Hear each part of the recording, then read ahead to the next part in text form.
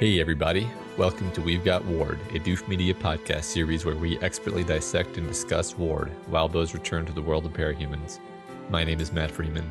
In my dream room section is a derelict recording studio, the sky outside, the color of television, tuned to a dead channel.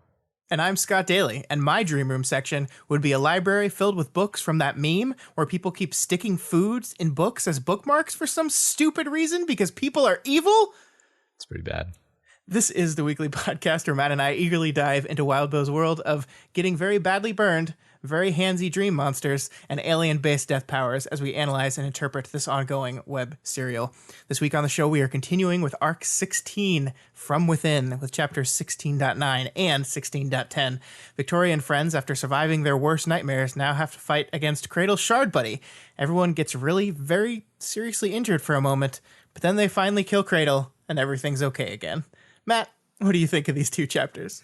Man, these are crazy. Oh yeah, we fought a lot of weird monsters in this mega series, multi-year spanning series. This might be the weirdest, fighting a monster that's four-dimensional, basically, that changes in shape the closer you get to it. Just the visuals.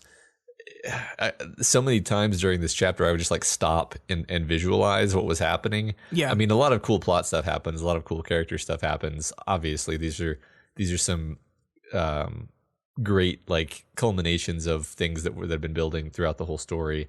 But I find myself fixating on the descriptions, the setting, the visuals, basically. Yeah. That just really stand out in these chapters. I'm glad you said that because I think that's something that's like generally tough to talk about via this format in any kind of real detailed way, because it's just going to be us like, hey, wasn't that one part cool where there's a really huge monster that is basically indescribable, but the book describes it anyway.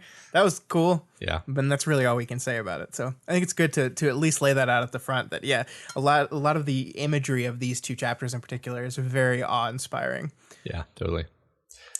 Yeah, I mean, I was happy to see Cradle's story come to an end. I think we have a lot to talk about there, about what the book is trying to say with Cradle and what we think the book is trying to say with Cradle and his failures as a person and how that relates to what the book is doing with the rest of our characters. It's a good time. I really enjoyed these. I liked them a lot. Nothing hit me quite as emotionally as last week's chapter 8, but still some really good emotional dramatic beats in here. Yeah, there were a lot of relationship culminations, basically characters kind of bearing their souls in one way or another. Yeah.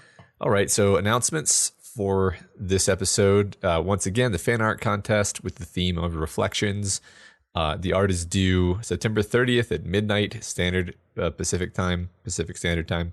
Mm-hmm. Check out the rules in the show notes below.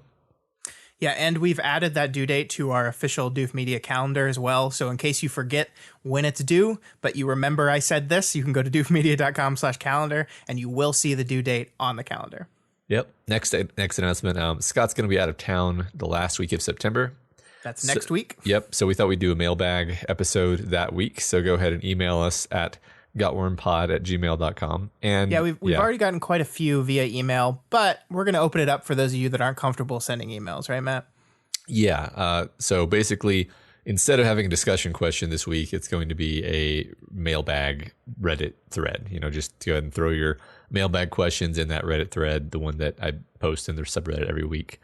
Yeah. We will say, however, this is kind of weird timing stuff, that we are going to be recording this mailbag episode the night that this episode you're listening to right now comes out, because I'm leaving after that. So if your question isn't in on the 18th of September, We're not going to answer it. It's not because we don't like you. It's just because we've already recorded the episode. Yeah. It's just the way our scheduling has to go. But we wanted to just give you guys an opportunity to just throw a few more questions at us if you don't feel like emailing us. So ask away. We'll get to all the ones we can by the time we start recording. All right, Scott, let's get into these chapters. Let's do it. 16.9, the chapter explodes into action with the heroes moving to avoid Graspy Boy's onslaught. His name is Mr. Hugs, Matt. I accept no substitutes. It's Mr. Hugs. Fine. Just accept it. So one of the things that really jumped out at me at the very beginning of this chapter that I really wanted to discuss with you, because I think it's really important to Cradle as a whole, is how Wildbow immediately at the start of this chapter draws this important connection and distinction between Rain and Cradle, right? These chapters basically serve as Cradle's finale in the story, and we see here at the very beginning that these two characters are connected. So basically, Mr. Hugs opens up the chapter by slamming arms down in two sections. Those sections happen to be Cradle's and Rain's, and both of them move away from the damage. So we see Cradle and Rain were almost mirrors to one another and how they moved away from the respective damage. Difference was Rain kept running. And this we learn next chapter that the reason why Cradle isn't running is because he knows he's absolutely safe inside his section. He's not going to get hurt there, so he just stays. But let's look at this metaphorically, right? Because Cradle and Rain are mirrors of each other in that they move away from the damage done in the same way. But Cradle eventually stops. Rain keeps running. Cradle is still and stagnant. Rain is constantly moving, constantly evolving. He's on a journey as a character, and Cradle is not. Cradle is stuck, staying still. And I think that's a perfect way of representing where these two characters are at.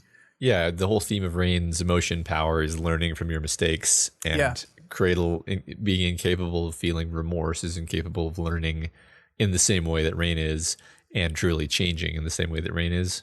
Yeah, and look where Cradle does stop. He stops on a stone slab that our protagonist relates to a massive tombstone.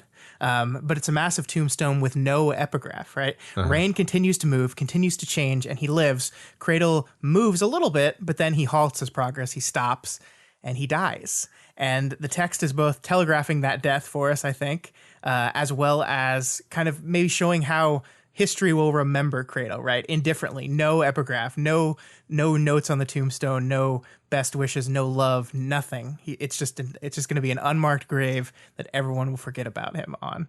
I love that. Yeah, I love that. You're exactly right that serves as foreshadowing, except in that moment you feel like it's foreshadowing of something else, or you feel like it's at least, setting an image of like he's sitting on this tombstone that looms over all of them, implying that they're the ones who are dead.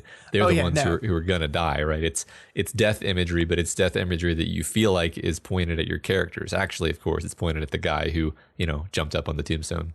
Yeah, you're certainly right. The first time I read this, I immediately heard tombstone, and I bet, oh fuck, all these people are gonna die. Yeah. Cradle's gonna bring them to the grave. But yeah, I think in retrospect, I really do feel like this is like the perfect telegraph of where Cradle's journey is ending. Yeah. So I think that it's fun at this point to talk about the different rooms. So Victoria basically over the course of the first part of this chapter, she passingly describes each person's area. Tristan and Byron's involve elements of the basement where they tinted their respective colors with a day and night aspect added to it. Sveta's is basically just igneous rocks, some of it sharp. Mm-hmm. Damsel's is a derelict apartment. Victoria's is a region of cracked black and gold solar panels, distinctly without warmth. Notably, Victoria's also wearing the black hooded top from her costume over the white dress with the watercolor Brockton Bay skyline. Yeah. From the We've Got War logo. Tattletale's room is a bright bedroom with blood-stained carpet. And notably, she has the gun with her that she's been carrying for 4 years, apparently. Mm-hmm. Darlene is in a cluttered bedroom. Candy, a car interior. Aiden, a rooftop. Kinsey, a black bedroom illuminated by a blacked out screen. Yeah, so what I like about these is a lot of them, we see them, we're like, yeah, that checks out. I think Tristan and Byron's being in that basement with the different paint color splotches everywhere and the different light sources. I really love like the day and night idea behind them, right? Where different light is shining through non-existent windows into each of these scenes. I think that's really atmospheric. Yeah. Damsels makes a lot of sense based on what we understand about her. So does Sveta's Tattletales as well. You said bloodstained, but unfortunately, Matt, it's not just bloodstained. It's also fluids, other things stained. And I thought that was one of the really interesting things about the room sections, which is something we kind of already knew from, the main cluster members, but just the fact that some of them are very much oriented around the trigger. Some of them are not. Like what does black and gold solar panels have to do with Victoria's trigger, right? It's really just something that the Shard chose because on some deep level it gets under her skin and messes with her. It's not a basketball court. It's not, a hotel room where Amy did things to her. It's not the hospital. It's not the hospital. It's these solar panels. It's this image from chapter 1 of the book, actually. This image of like, we had a chance to start over and we colored it all gold of all things. yeah with the black under. Like, I love the solar paneling because you're right, it is supposed to specifically go back. I mean, especially with her outfit, we're supposed to specifically channel a Victoria that we saw at the very beginning of this chapter of this book. She's wearing that dress with the attached hoodie on it that she wears in Arc 2.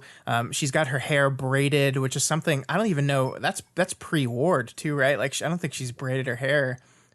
Like, she says a long time regularly. I think maybe she does it once or twice in this book, but it was definitely some Glory Girl-esque thing. And it's very much setting up a Victoria that is like a combination of a lot of her different pieces, like an amalgamation of, like she talks about all these different personas that she has. And it's kind of like the her represented here is kind of like a bunch of those personas thrown together. In a room that is specific to the beginning of the story.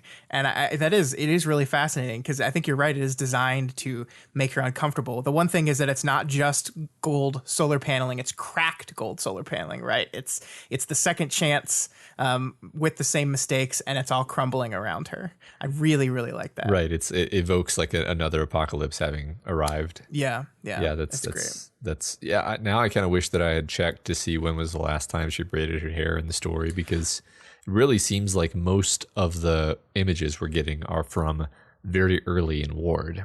Yeah. And I want to read into that, but I'm not sure what to read into it. I went on a journey through the first couple arcs, like literally searching for the word braid through the text, and I wasn't able to find anything in the first couple arcs. I do remember her talking about it later in the story. Yeah. So she's definitely done it, but it's definitely not been a thing. It definitely was something that she used to do more regularly. This is something from an earlier time that she doesn't really do anymore.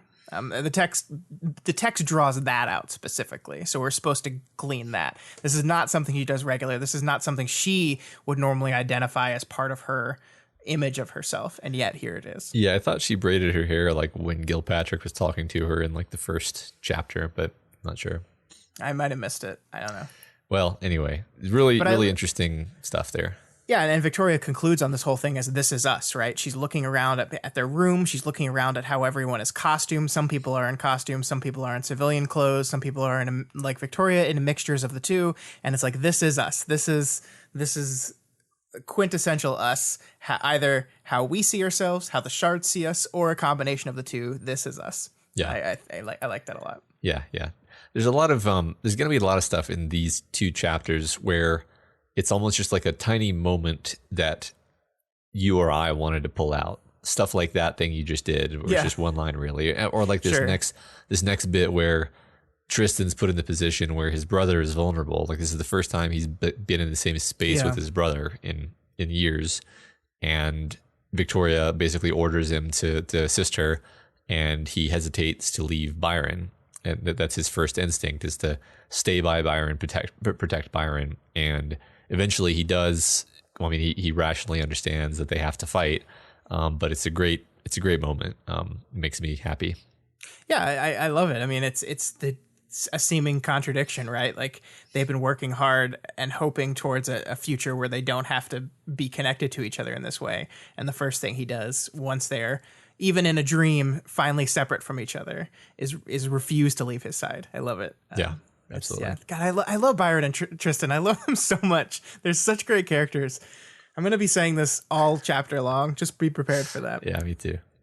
So Sveta points out that Handy Boy is manipulating the debris that it's collecting, and Victoria realizes that it's tinkering. Mm-hmm. And it's funny because we kind of were primed for this a little bit. Like Cradle Shard is the Tinker Shard. We were specifically given reference back to the Endbringers, which still generally follow our power classification rules. Remember, Ziz is a tinkering fiend. That's what she does. And still in this moment, I was like, that's not fair. Yeah. You can't do that. That's not fair. Why do you get to do that? Right. Although I think we notice as the readers before Victoria does that it could totally smash them, but it's not, right? It's tinkering instead of attacking. Right. Which is something she's going to notice in a minute, and then we'll probably talk about it more. Yeah. I really love this moment, though. Like you said, this is just going to be a bunch of random moments, but there's this moment where Sveta is saying, I can't unfurl, and Victoria's response is, no traumatic force field for me either.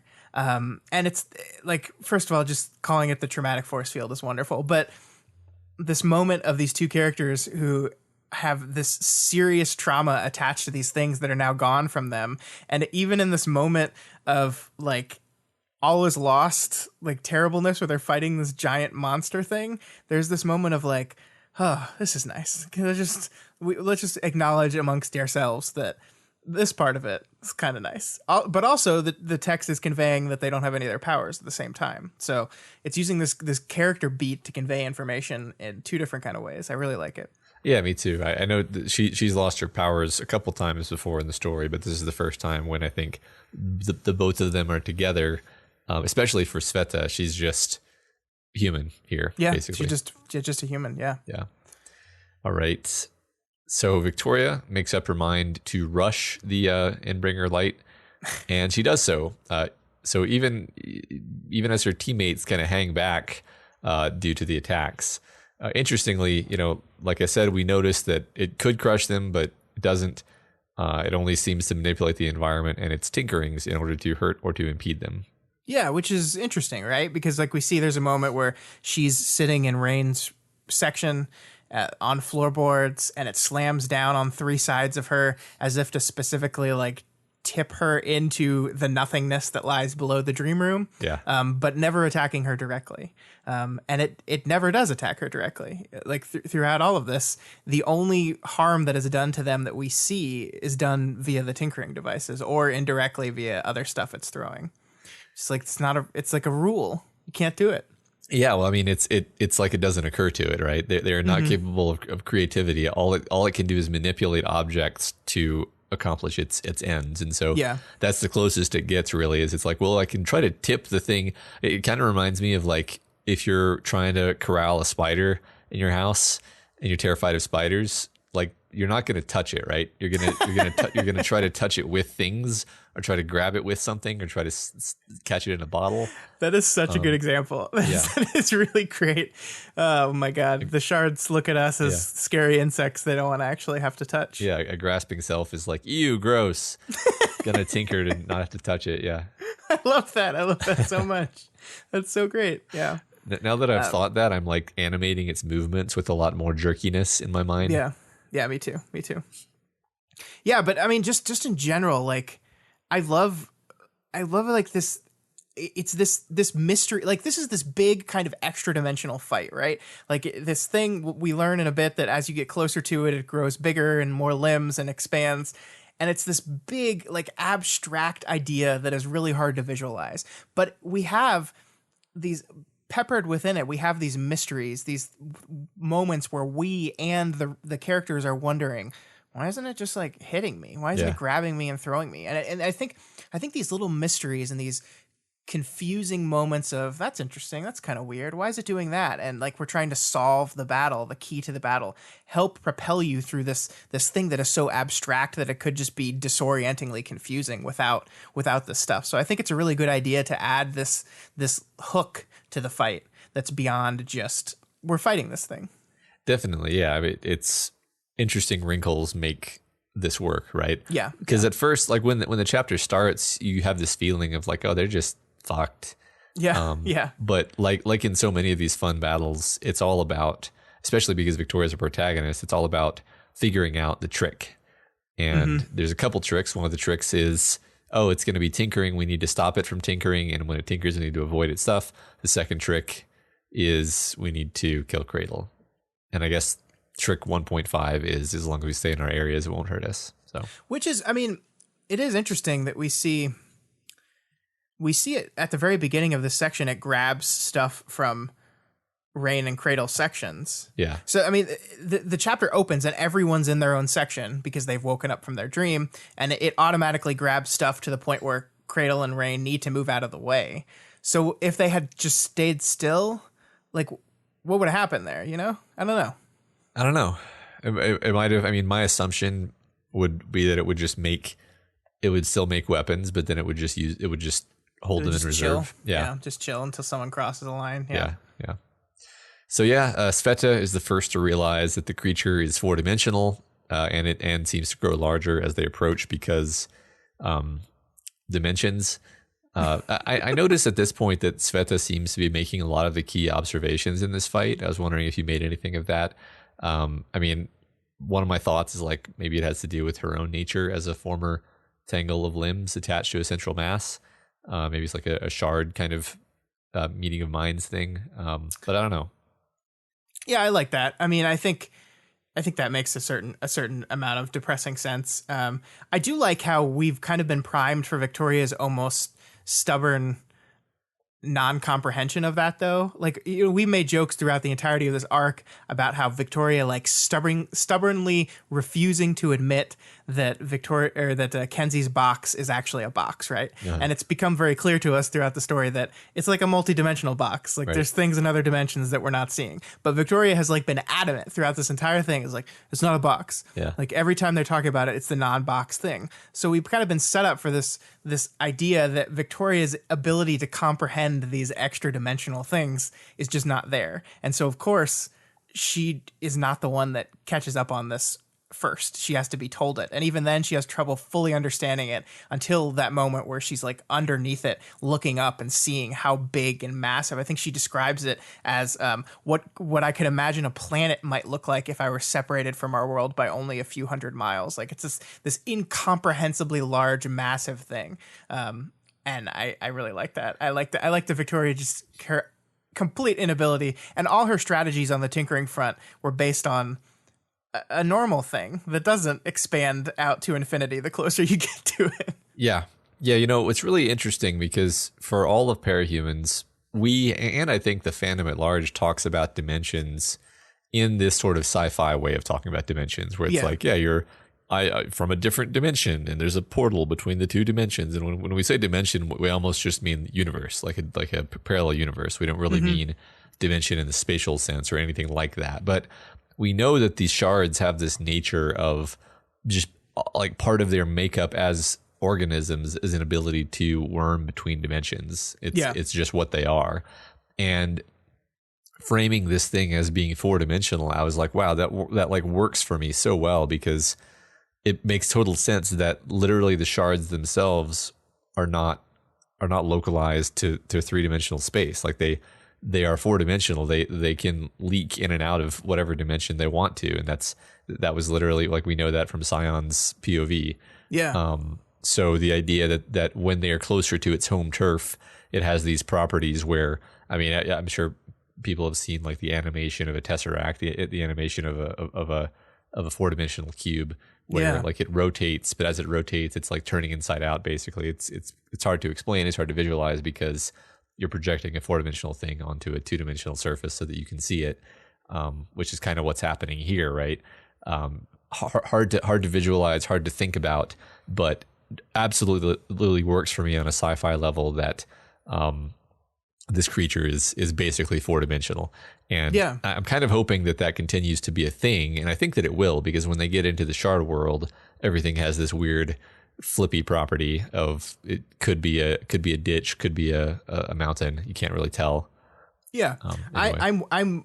I like it here too a lot. I'm worried about going into Shard World. I'm very excited about it. I think it's going to be really cool. I am worried of like losing the thread a little bit when you get like so abstract where like you can no longer emotionally map yourself to what's physically happening in physical space. I mean, maybe this is just like I'm worried for my sake because my brain starts to get confused when we start expanding out into these non regular plane of existence things.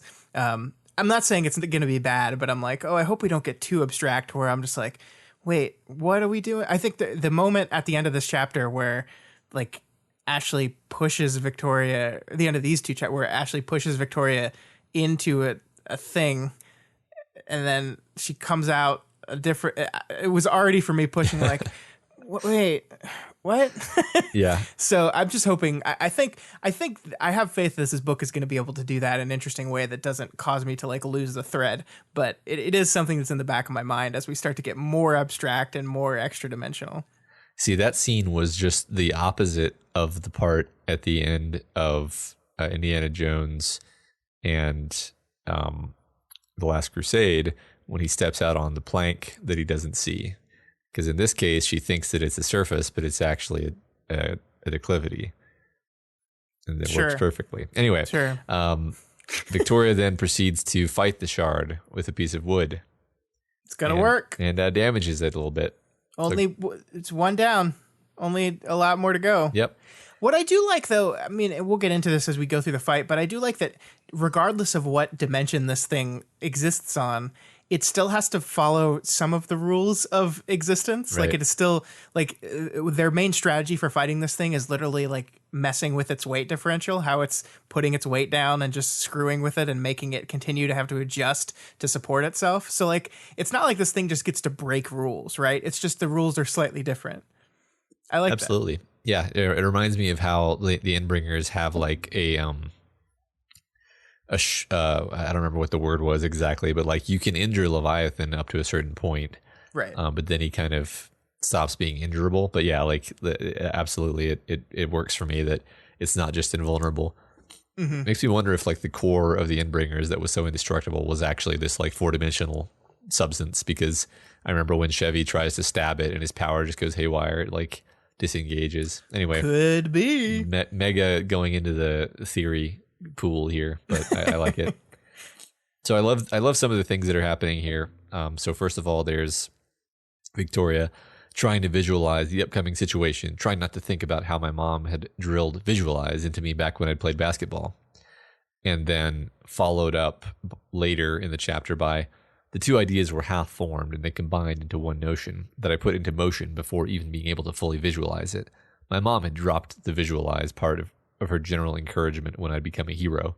Like the basketball was always a thing of dreams, fancy, and imagination. And the hero stuff, that was what required practical advice and attention. So I think you might have been the one who drew my attention to the fact that she keeps mentioning basketball. Yeah, which is, I don't think, with a couple of exceptions, I don't think is something she really talks about regularly. She does not talk about her time playing basketball before she triggered very much because it's a very emotional, affecting time for her. But she's just seen this dream and had those feelings all come back, those memories come back to her about this time in her life.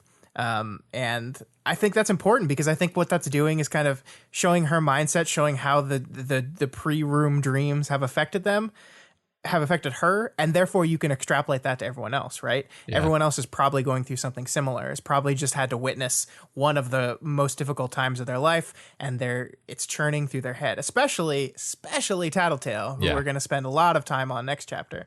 Yeah, it's hitting her the hardest. Yeah. I feel like I'm reading too much into this, but the wording of dreams, fancy, and imagination, doesn't that strike you as words that are often used to describe the shards and the way they think of things? Yeah, I like that. Masks and illusions, fancy dreams, their fascination with dreams. Anyway, just stuck out to me. I like that. I like that a lot. And I mean, it just the idea of like basketball was never the real thing. I never actually cared. Like from Carol's perspective, like I coached you and I gave you like advice. Just visualize, which is like. Is a thing people say in sports a lot, and I've never found it like helpful. Like when I played baseball, my coach said, "Just visualize you hitting the ball," I was like, what? What?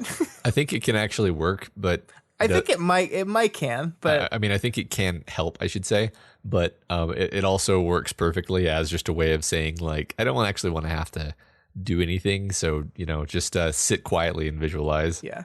The single best thing of helping me in baseball was the whole keep your eye on the ball thing while you're batting, which I always filed away in the same category as visualize, which is just something my coaches and dad said to me as a word of encouragement. But then I remember the one day I was like, oh, I can watch the ball from the time it leaves the glove all the way to where I'm swinging. And I was like, whoa. And then I got better at baseball. Yeah. Look at that. Right. So maybe visualize is good advice. I don't know. Yeah. I think by the time I stopped playing any of those types of sports, I was still at the phase of oh, it's coming. Close your eyes and swing. Anyway. Yeah. So she finally gets close to it and she looks up, like you mentioned, realize it's something planet-sized, just enormous, covered in limbs, just countless limbs. And this close to it, she sees silhouetted in the dust images of the aliens that perhaps originated some of this limb tech. Yeah, the bean people. Yeah, they're described as bean-shaped people, and they're talking and whispering, and there's calculations in the air. And this is where we're really selling this idea that we're not just hanging out on the street corner anymore. We are in this other world. And I think the dust. I think it's correct me if I'm wrong, but this right now we're in the section of the room that the shard thing is, right?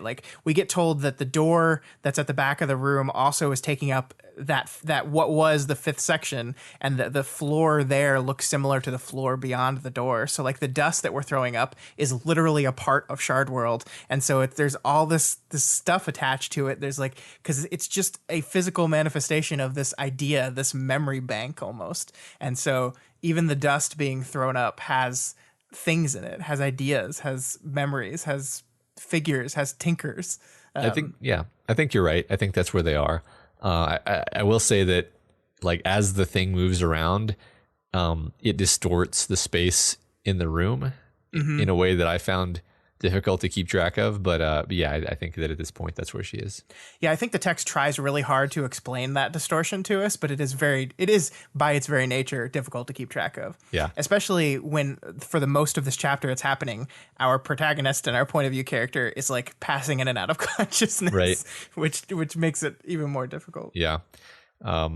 Yeah, there was one particular thing. It reminded me of a thing that I had done in Do the Right Thing recently, where I wrote something that was meant to be metaphor, and everyone who read it took it literally. But I was thinking about the fact that the shard is described as planet size, and I'm like, okay, so is she literally saying that it's like 20,000 miles across, and she's just looking at it from a great distance, or is it just really big and looming and close, and maybe it's 100 meters across or something, but it's impossible to gauge really, because how the hell would you gauge something that's four-dimensional? And right, but that's the thing, is it doesn't really matter, but it did kind of hang me up for a second as okay, is it literally planet size, or is she just trying to convey the sense of its vastness?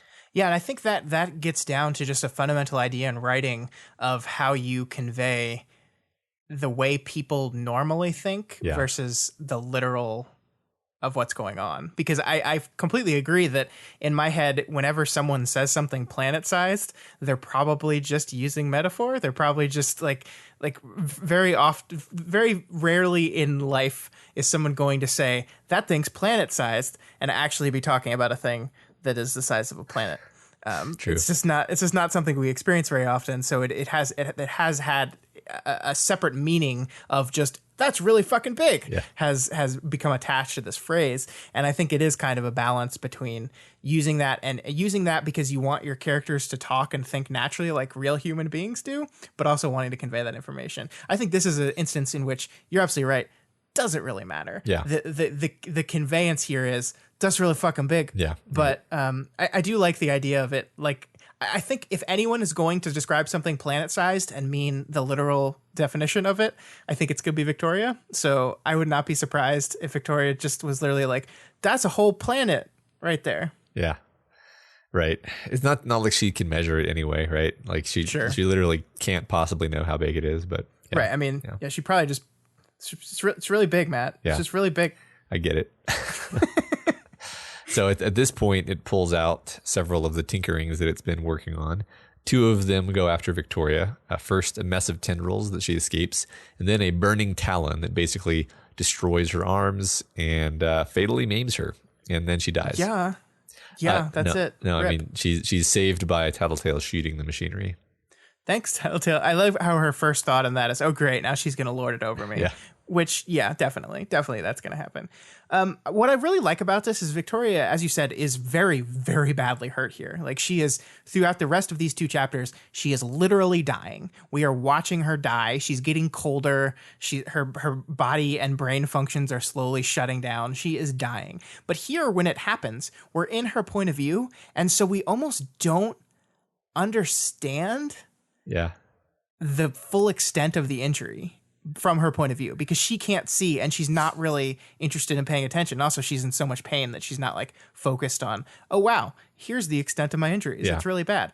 But Wildbow brings Sveta to her almost immediately to reinforce and to explain to us just how bad this is, because Sveta looks up and sees the same image that Victoria just saw of this quote unquote planet-sized being of that it's basically just, it's hopeless. There's no way we can get around this thing. It can be everywhere. It will move. It will counter us. We cannot get through it. But then she looks at Victoria, and the despair she has on her face looking at Victoria is worse than the despair of, oh shit, we're doomed. Look how many limbs that thing has. And that is such a perfect way to communicate, oh yeah, Victoria is real bad. Yeah. Real bad shape. Yeah, it's really interesting that she never really looks down at herself and is like, because this is Victoria. She's always given us 8 paragraphs of description of every injury she's ever gotten with a full like medical diagnostic and how she was going to treat it. And in this one she's hit, and it's like we can kind of infer that probably both of her arms are just like incinerated, or maybe it's just one of them. She's probably burned her torso in some way. Like she's definitely in shock immediately. Like she's immediately in shock. That's the most clear thing, actually. Yeah. I mean, she had that buckler thing and it literally melted against her skin, right? Like right.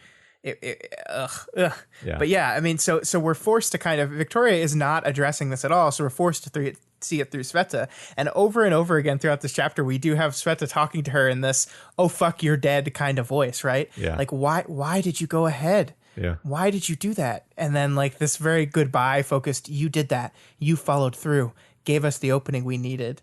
And then Sveta is calling her sweetie, which is something I don't think she's ever said to Victoria before. Like we talked last chapter how Sveta was saying sweetie and honey to Kenzie a lot. And I mean, maybe this is Kenzie. I don't think so though, but it seemed like she's talking to Victoria. Yeah, I think so. And I think that's just like she's looking at her and she's like, fuck, like you're dead. Yeah. You're dead. Right. And it's the beginning of this all is lost moment that a lot of this chapter and the entirety of the next chapter goes through, where like Victoria is out of the fight now. She's just lying down and she's observing via her eyes and ears what's going on and the people losing. And it's kind of like, you know, in Saving Private Ryan where they do the shell shock noise when like a bomb goes off. Right. And like, it's just, in my head, it's just like that for a lot of this chapter, where it's just like people are just fighting desperately, and maybe we switch into slow motion as like they get tossed across the room or hit by something, or it's just I like bad. that. It's just all bad, and she's completely out of it. She's not participating. She's not an active part of it anymore. Even before she's injured, her situational awareness is pretty much garbage. Like she's just kind of frantically looking around, and we'll get a snippet of like Swan Song was damsel dodged and was cradling one of her arms or whatever, but it's like a snapshot, and then her attention goes to something else, and then that gets even worse after she's injured, as she's literally passing in and out of consciousness, and we're almost literally getting snapshots of things that are happening around her with unknown spaces of time between them. So, and actually that's a good thing to mention at this point, because basically at this point, the podcast will shift as a lot of what we're saying is just like the snapshots rather than the surrounding context. I mean, I had a lot of trouble, Matt. I said this to you as we were prepping the last couple days, but I had a lot of trouble doing our normal process on these two chapters because I just think they're different in how they're paced and how they're laid out and how things kind of compound on each other. Like normally it's like event, here's something I want to say about it, event, here's something I want to say about it, but this time it was like 5 different events, and actually I want to talk about all of them at the same time because they all kind of relate to each other in a weird way, and it was really challenging. It's not that it's not well written. I think it's fantastically well written. It's just different. It's just like we're not used to seeing our character in this kind of situation, and it changes the structure of the chapter. And that itself conveys how poorly she's doing. Yeah. She's been in bad situations before in the course of this book. She's been injured. You know, she had her hand flayed in a melee, and she didn't really lose her Victorian-ness, right? Yeah. I think her narration may have shifted a bit. She became a lot more like goal-oriented when she was in the prison because she knew Amy was there. She was trying to keep her mind like within certain tracks. Sure. But this is a totally different thing. This is the worst off she's been. Yeah, she's dying. Yeah. So speaking of little snippets of things, Chicken Little called out a warning about a bombardment from above. It's very cheeky, Wildbow. It's very good. It's very good. Did he say the sky is falling? Did Chicken Little say the sky is falling? No, that would be 2 on the nose. Yes, it would.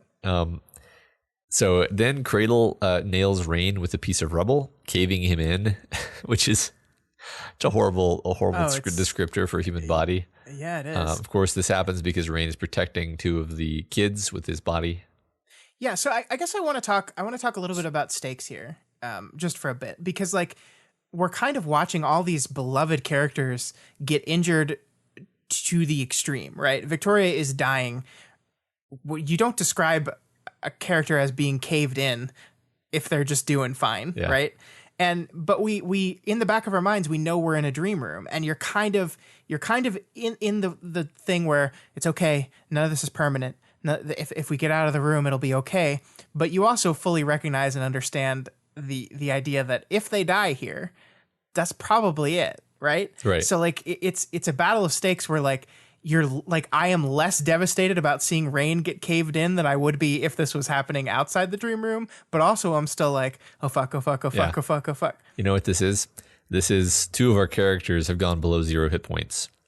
You go. And they've got to make their Constitution saves, or they're going to bleed out and die. Yeah.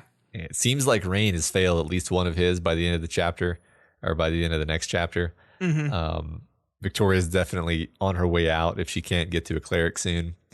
That's the level of tension we're at. Yeah. Amy? For sure. Amy? Oh God. Amy? I didn't mean it. You said a cleric, Matt. No. No. Yeah, and I look, we're gonna have a whole lot to say about Cradle.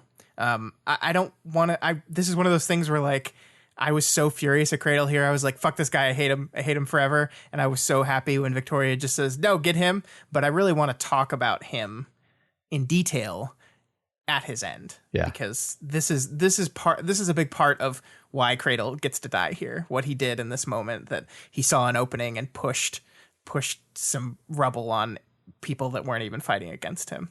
I like how you're assuming that just because he died in the dream, he actually died in the real world. Matt, he did. He's dead. Okay. He's in a coma. He's in a stupid coma forever in the middle of the wilderness, and he's going to get eaten by a dimensional dinosaur. Sounds good. Yeah, man, I hope there's dinosaurs on the prison world. That'd be tight. 6. Okay, so as the team stealth Dino Rider spinoff. Totally, yes. Oh my God. Holy shit. That's where the Rulons came from. Oh God. Deep pull. So as the team reassembles closer to the exit, much the worse for wear, Grassbow reveals an even more handsome piece of handiwork. Victoria concludes the only way out is to take out Cradle. You're really enjoying yourself here in your script today. Yeah, that was just nuts. That was just way too much. A handsome piece of handiwork. That's too far. I agree. Yeah, so I mean, like, I think one of the weird things that happened to me in this moment is, of course, Victoria points at Cradle and says, "Yeah, him," and you're like, "Fuck yeah," because he just hurt Rain, and we love Rain. But it got me thinking, like, after this whole thing's done, Victoria is going to blame herself for that, right? She's going to be like, well, it's my fault. I told them to kill Cradle. So look, I've done it. I've killed another person, right? Yeah. Like, that's just a very Victoria thing to do, I think. Interesting. I just figured that everybody hates Cradle so much at this point that they're just going to be like, good. Fine. Yeah, I no, they for sure. But we're talking about Victoria Dallin here. Yeah. She's definitely going to be upset with herself, or momentarily questioning herself, right? I think so. Let's remember, we have a Victoria who is wrestling with this shard influence, this door that has been opened between them, and she's kind of probably more than ever confused about who she is and what she is and what's going on. And now once again, she's just like, oh, I just casually ordered someone's death. I don't know. I see Victoria overanalyzing that and diving deep into that as where I was just like, yeah, totally, take him out. Necessary. Do it. Go. Yeah. I can see some consequences coming. Isn't it Sveta who actually topples the shelving thing onto him? Yes. But Victoria. Right. But Sveta's the one who has an even bigger issue about killing people. Yeah. With Love Lost's help, importantly. Yeah, right. I mean, they all have a hand in it, obviously, but I just think, I agree with you that there's going to be fallout in some form, right? It could be the follows. They have a conversation where they're like, I feel like I should feel bad about this, but I don't. It could be that, yeah. But I do definitely think we're going to wrap back around to this. Yeah, I think so. All right, 16.10. Victoria continues rapidly dying as the final hug begins. For those of you at home, Matt has attached a webcomic to the script, which is really great for all of you because you can definitely see that. Yeah. There's definitely a webcomic in my script. It's the webcomic Hugbot by pbfcomics.com. Go check that out. Sure. Victoria reflects on how things have come full circle. And basically this whole chapter is a chapter of everything coming full circle with our very internal and ruminative protagonist laying it all out for us. For one thing, she's horribly burned and she's cognizant of the acid in her throat. And of course, that reminds us of the Crawler situation, although Crawler's spit wasn't acid, Victoria. It was some kind of nanotechnological enzyme, but whatever. Well, I'm glad you're here to make these important distinctions between these items, Matt. It won't be full circle until it's a nanotechnological enzyme. I think as you said, our protagonist is laying out kind of the main idea, the theme of this chapter. And I've been critical in the past of our book when it just like literally states its themes like this. I think it works here, and I think why it works here is an important thing because I think Victoria is speaking very literally when she's talking about it coming full circle here, because she's just like, it's like Crawler again. Here it is. It's come full shitty circle, and I'm back here again dying because this evil monster sprayed some goop on me. But what that does, I think, is show us that this entire chapter is about things coming full circle. So now we've seen our protagonist explain it explicitly with one thing, and now we've kind of have it in our mind to be paying attention to this idea, this theme, and then we can start to see it with all our other characters. We can start to see it with Damsel. We can see it especially with Tattletale, with Cradle, with Candy. We start to see it in all these other places, and so by explicitly stating it at the beginning, in relation to one thing, it primes us to see it other places. And that is where I am totally cool with explicit statements of meaning like this. And I liked it a lot. Yeah, I agree. I think that serves a great function because we began and end this chapter with this idea of touching back into the deep past and coming to a resolution. And yeah, that is a through line here. Absolutely. Mm-hmm. Cool. Mm-hmm. So Sveta physically lifts and carries Victoria away from Hugbot's violent attacks, causing her to pass out. She passes in and out of consciousness over the rest of the chapter, basically. After this point, it's like you are intentionally trying to avoid saying Mr. Hugs, and it's really upsetting me. I'm gonna keep doing it.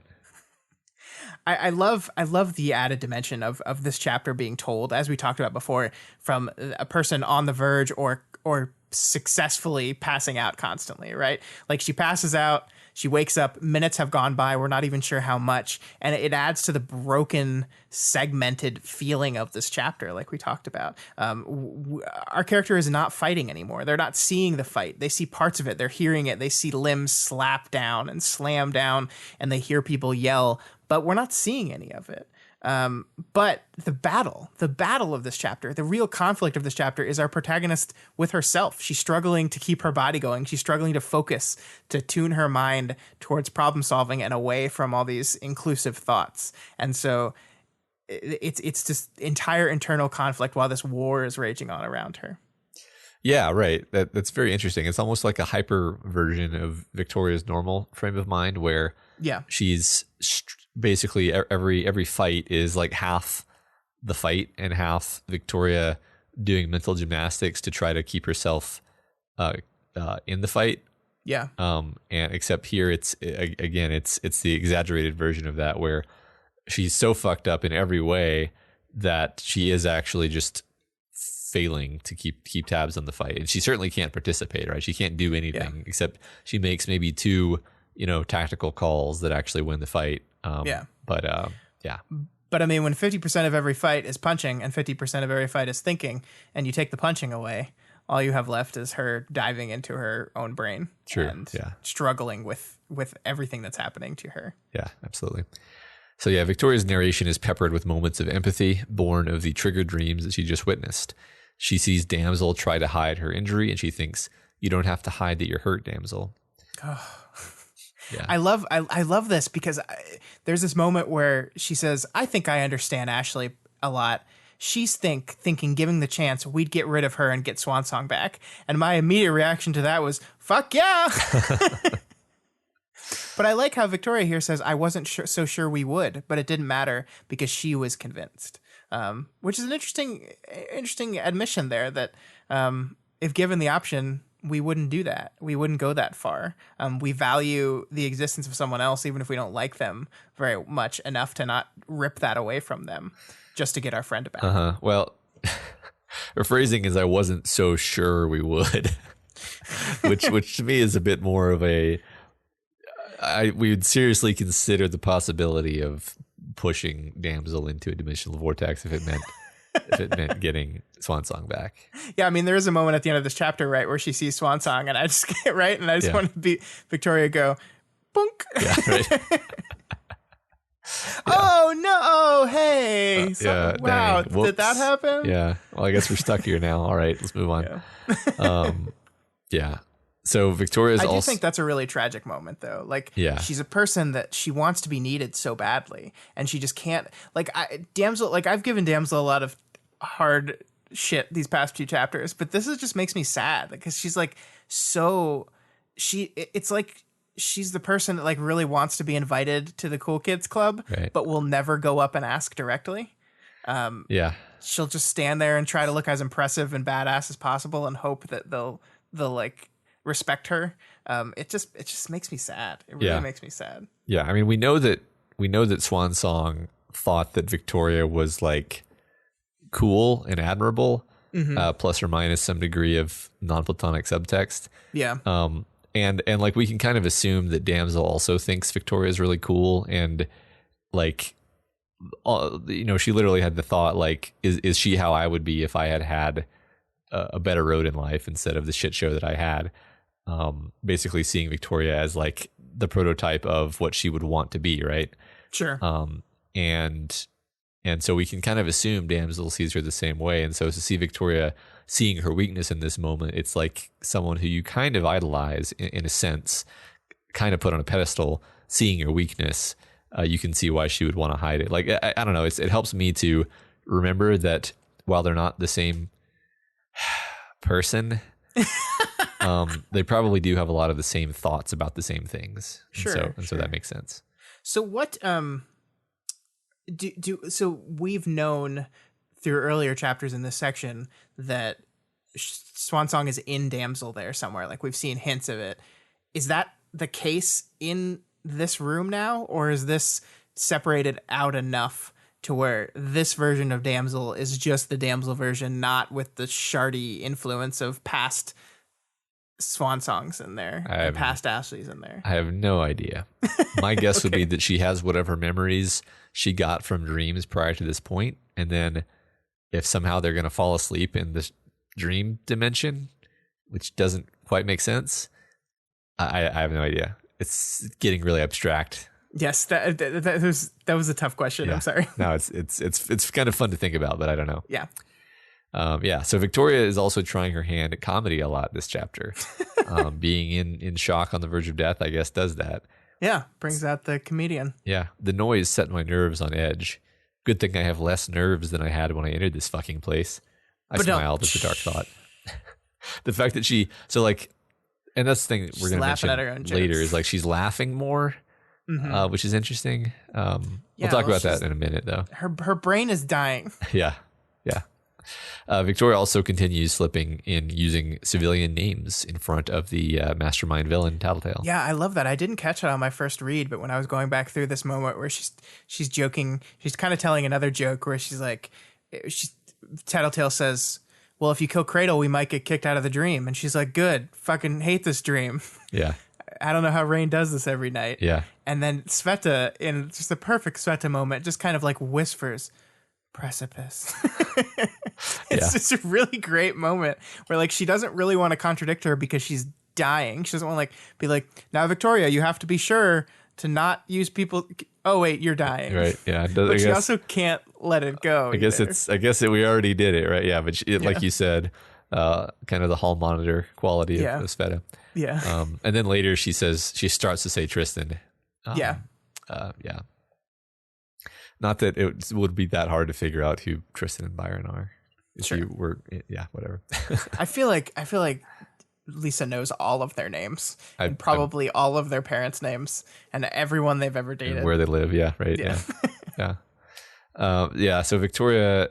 I love this description of the bit where her nervous system just kind of goes haywire, making her feel like her arm is being crushed. Like she's like, Tristan, could you get off my arm? And he's like, I'm not anywhere near your arm. And it's literally just like her body, her nervous system, I don't know how else to say it, freaking out and sending her signals that make no sense. It's just firing crazily because it doesn't know what to do. Yeah. And I wonder what goes into researching stuff like this, because I've never had myself burned so badly that I'm dying. I wonder if like you just Google what happens when your arm's really badly burned. Does it feel like, because she describes it as feeling like it's on the verge of breaking, right? Her nerves are firing and probably her muscles are trying to tense so much that like it's all like everything's on the verge of snapping, but it just won't do it. It's just like in that state constantly. Yeah. And that seems like something, I mean, I think authors do a lot of research sometimes, and I'm wondering if that was just, I think this is going to be the way it is, or actual research went into it. I don't know. Just interesting. It seemed research to me, like it comported with my understanding of like what happens when your body undergoes so much damage that it doesn't know what to map it onto. It's just like, warning, this limb is either gone or just something's really wrong here. And you've never experienced this before, so I don't know how to send you that sensation. So here's some garbage. Yeah. Here, have some pain. Yeah. Have some pain. Yeah. Right. Deal with this, please. And like just a funny moment. I mean, it's funny. It's also a bit moving, where she looks up at Tristan and thinks he looked like such a superhero in that moment. Square jaw, intense. A giddy and delirious part of me wanted to kiss him, hug him, embrace that as much as the handsomeness of him, which would probably traumatize him on a few levels. It scared me that my thoughts were so out there, so far out of bounds, when I'd prized and fought so fucking hard to establish my bounds. Yeah, I mean, it seems like we're seeing a Victoria that like, where just like the gate around her mind is gone, right? And she's just letting her mind do the things that all of our minds do, which is just sometimes think random shit that we're like, huh, where did that come from? Like this kind of goofy, like, it's like, yeah, look, man, I respect him. That I just want to make out with that superhero over there. But Victoria is such a controlled and careful and thoughtful, protected person because she has had to do this, right? She's had to put that fence around her brain and make sure it doesn't go down certain holes. And she's had to do that for so long, and she's dying because that's not happening anymore. And combine that with the shock, and we're just seeing, like, as she says, like delirious moments of almost nonsense here, where you're just like, oh, well, okay, Victoria. Yeah, I like a lot of what you just said there, because there's the element where this isn't that crazy of a thought to have. No, not at all. It's just crazy for Victoria, because she's so regimented and has all these boundaries inside herself. And of course, yeah, the subsequent paragraph, like the second paragraph where it says it scares her that she's having this thought, is just as important as the first where she has the thought, because it's indicating once again, even though she can't control her thoughts in this moment, she can still have that thought that says, I don't know I don't like where these thoughts are going. These thoughts are not thoughts that I approve of as the guardian of the thought, whatever metaphor. I was trying to connect it to the dream room somehow. She has her own thought place. Yeah. Inside her brain, inside her personal dream room. Yeah, there you go. Thank you. And you're not allowed to step outside your section, Victoria Brain, or else you get pummeled by Dream Warrior. Yeah. There you go. I did it for you. Thank you.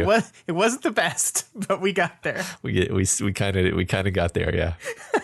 Yeah, I mean, I think everything we've been talking about these last few minutes, though, the jokes, the slipping with names, the nerve damage firing, the kind of goofy out of Victoria bound stuff is all building on this Victoria is dying stuff, right? Like she's losing it. She's losing it in every way. She's losing it physically. She's losing it mentally. She's dying. She's getting cold, and the coldness is not going away. The numbness is not going away. It's like you're watching someone experience their death, and it's kind of the most disturbing thing ever. Absolutely, yeah.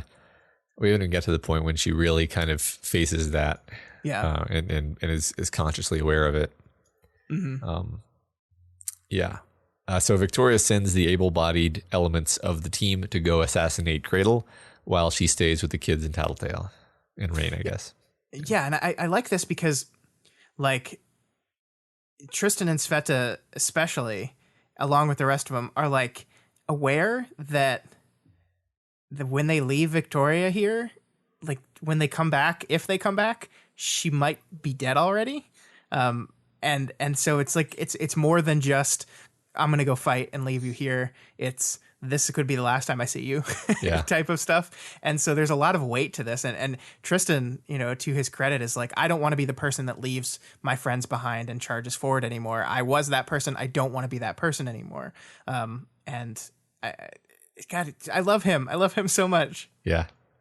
Yeah, that's such a great Tristan moment. Like everyone kind of gets, not everyone, not literally everyone, but almost everyone gets this great moment of, because that's the thing is that is him reflecting on who he used to be. Yeah, that is him coming full circle. That is him coming full circle. Exactly. Yeah, and it's very, very succinctly done, almost offhand, but it's beautiful. I love it. Yeah, and. So the cool thing that I like about it is during the next part, we're about to have this super emotional conversation between a lot of characters, and the scene is set for us that while all this is happening, there's fighting going on in the background. There's limbs being slammed down. There's dust and debris being thrown up into the air. The Mr. Hugs is at this point unleashed his, as you called it, the final hug, where it's just like T2 liquid metal. Right. That's just like not only covering him and protecting his joints that were weak, but also like spilling out and exploding into like exploding hands. I just hit my mic. But it's just like all the stuff is going on in the background of this emotional, impactful like conflict between these characters and drama between these characters. Yeah. Yeah, no, and that helps to set the tone, right? That's a great point. Yeah, that's a cool thing. Like everything that's happening, it's kind of easy to forget as we're talking about it. Like everything that's happening is embedded in this chaos of just stuff crashing and flying and people being injured right and left. Like there's so many horrible injuries. We don't even see them. Like damsels like missing a finger. Didn't see that happen. Yeah, yeah. So my personal favorite is what I was going to say. My personal favorite part of this chapter is the interaction where, the heroes have run away to fight, and Victoria starts out by thanking Tattletale for saving her by shooting the thing. And Tattletale is immediately hostile, angry that Victoria dove in head first and effectively got herself killed. And then Victoria responds to this by asking if Tattletale has any insights into what's going on, and Tattletale just bites her head off. Oh, yeah. And we're going to read an unusually long stretch here, I think, because I think I just love it. You don't know anything about me, okay? Tattletale asked. You don't get any points if you end our relationship with some well-intentioned questions. You triggered because mommy and daddy didn't love you because you were normal, then proceeded to show you were the last person who ever deserved powers, maiming people and using your sister to dodge the consequences when you hit them a little too hard. And then Kinsey and Colt kind of stand up for Victoria a little bit. Kinsey tells her to stop. And then it says, the silence was maybe the heaviest silence that I'd ever heard. Heavier than the times after my family had left during visiting hours. Heavier than the rooftop after Dean had died, when I'd flown up there to cry on my own because I couldn't cry in front of his family and everyone else in the hospital. Heavier than the silence after I'd been fouled in basketball, in the before and after of my own pained cry. Heavy because the hands had made an all-out attack on the other group, 10 hands altogether, and then they'd stopped. God, that's just some good shit right there. Well, it's amazing to me because like what Tattletale has just said to Victoria is like a attack right to the gut, right to the most sensitive part of her issue. And she goes even worse after this and says that it's your fault. Basically, it's your fault that you were raped, which is Tattletale, like awful. Like the worst fucking thing she's ever said to anyone. Ever. And she knows that, right? Like she's had this saved up as like her power told her, hey, this is some good shit. This will fuck her up. But she hasn't said it because she doesn't really do that anymore. But here she's so compromised that it comes out. And I want to talk about that for a long time. But the thing that struck, especially as you just read it, this silence was maybe the heaviest silence I ever heard. And you think like it's the silence between what the terrible thing that Tattletale just said to you. But Victoria's entire focus here is the silence created by the fact that the fighting stopped, that all her friends might be dead now because the thing wasn't fighting them anymore. And so it's almost as if Tattletale's barbs just are glancing off her, right? Like there are moments in this thing where like she like has to focus on her breathing, but we don't see Victoria go into like she doesn't seem to get mad here. No. Like she's dying and she's kind of like on the verge of passing out for the final time. And so her focus here is entirely on the fight that's going on, even as Tattletale like hits her with the most powerful, cruel thing she's got. Yeah, I mean, she says at some point in here, she says, I don't need your words to get me there, Tattletale. Yeah. And I think that is exactly what you're saying. Like, she's not really being pushed into the dark place by Tattletale because I think that she has gotten used to the dark place at this point. Like ever since Amy touched her a couple arcs ago, she hasn't really ever left that frame of mind completely, I don't think. Yeah. And she's been grappling with all of these things, and maybe I don't know if desensitized is the right word. I mean, it's still upsetting to her to think about Amy, but she thinks about her in a way that I think she can handle. She can deal. To use Rain's, to use Aaron's concept for Rain. Sure, and but still with a lot of anger, as we'll see. Still, absolutely, yeah. And. Yeah, I think I think you're exactly right to point out that this is not what we're not seeing. This is not written as Tattletale says this horrible thing, and Victoria is just destroyed by it, and she's sent reeling, and she's like, no, that wasn't true, was it? She just kind of takes it, right? She's just like, like you can almost see her like nodding to herself, like yeah, she's not vehemently denying it to herself, and I don't think like obviously it's not true, right? Like I mean, yes, Victoria feels as if it's true. And that's how come Tattletale knows it and is knowing to use it here. But obviously the idea that you deserved what happened to you is absurd. But there's a part of Victoria who absolutely agrees with that sentiment, that feels like she deserves what happened to her. And it's a dark, terrible part of a person that does that to yourself. But that's what people do to themselves. I mean, it may literally be true that Victoria has harbored this suspicion, this feeling that I maybe on some level I did know that Amy had more than sisterly feelings for me, and maybe I did leverage that to get favors and healing and all the special privileges that were part and parcel of having her as a sister and someone who I could basically twist around my finger. Yeah. That's a realistic thing for her to have contemplated over the 2 years in the hospital and the time since.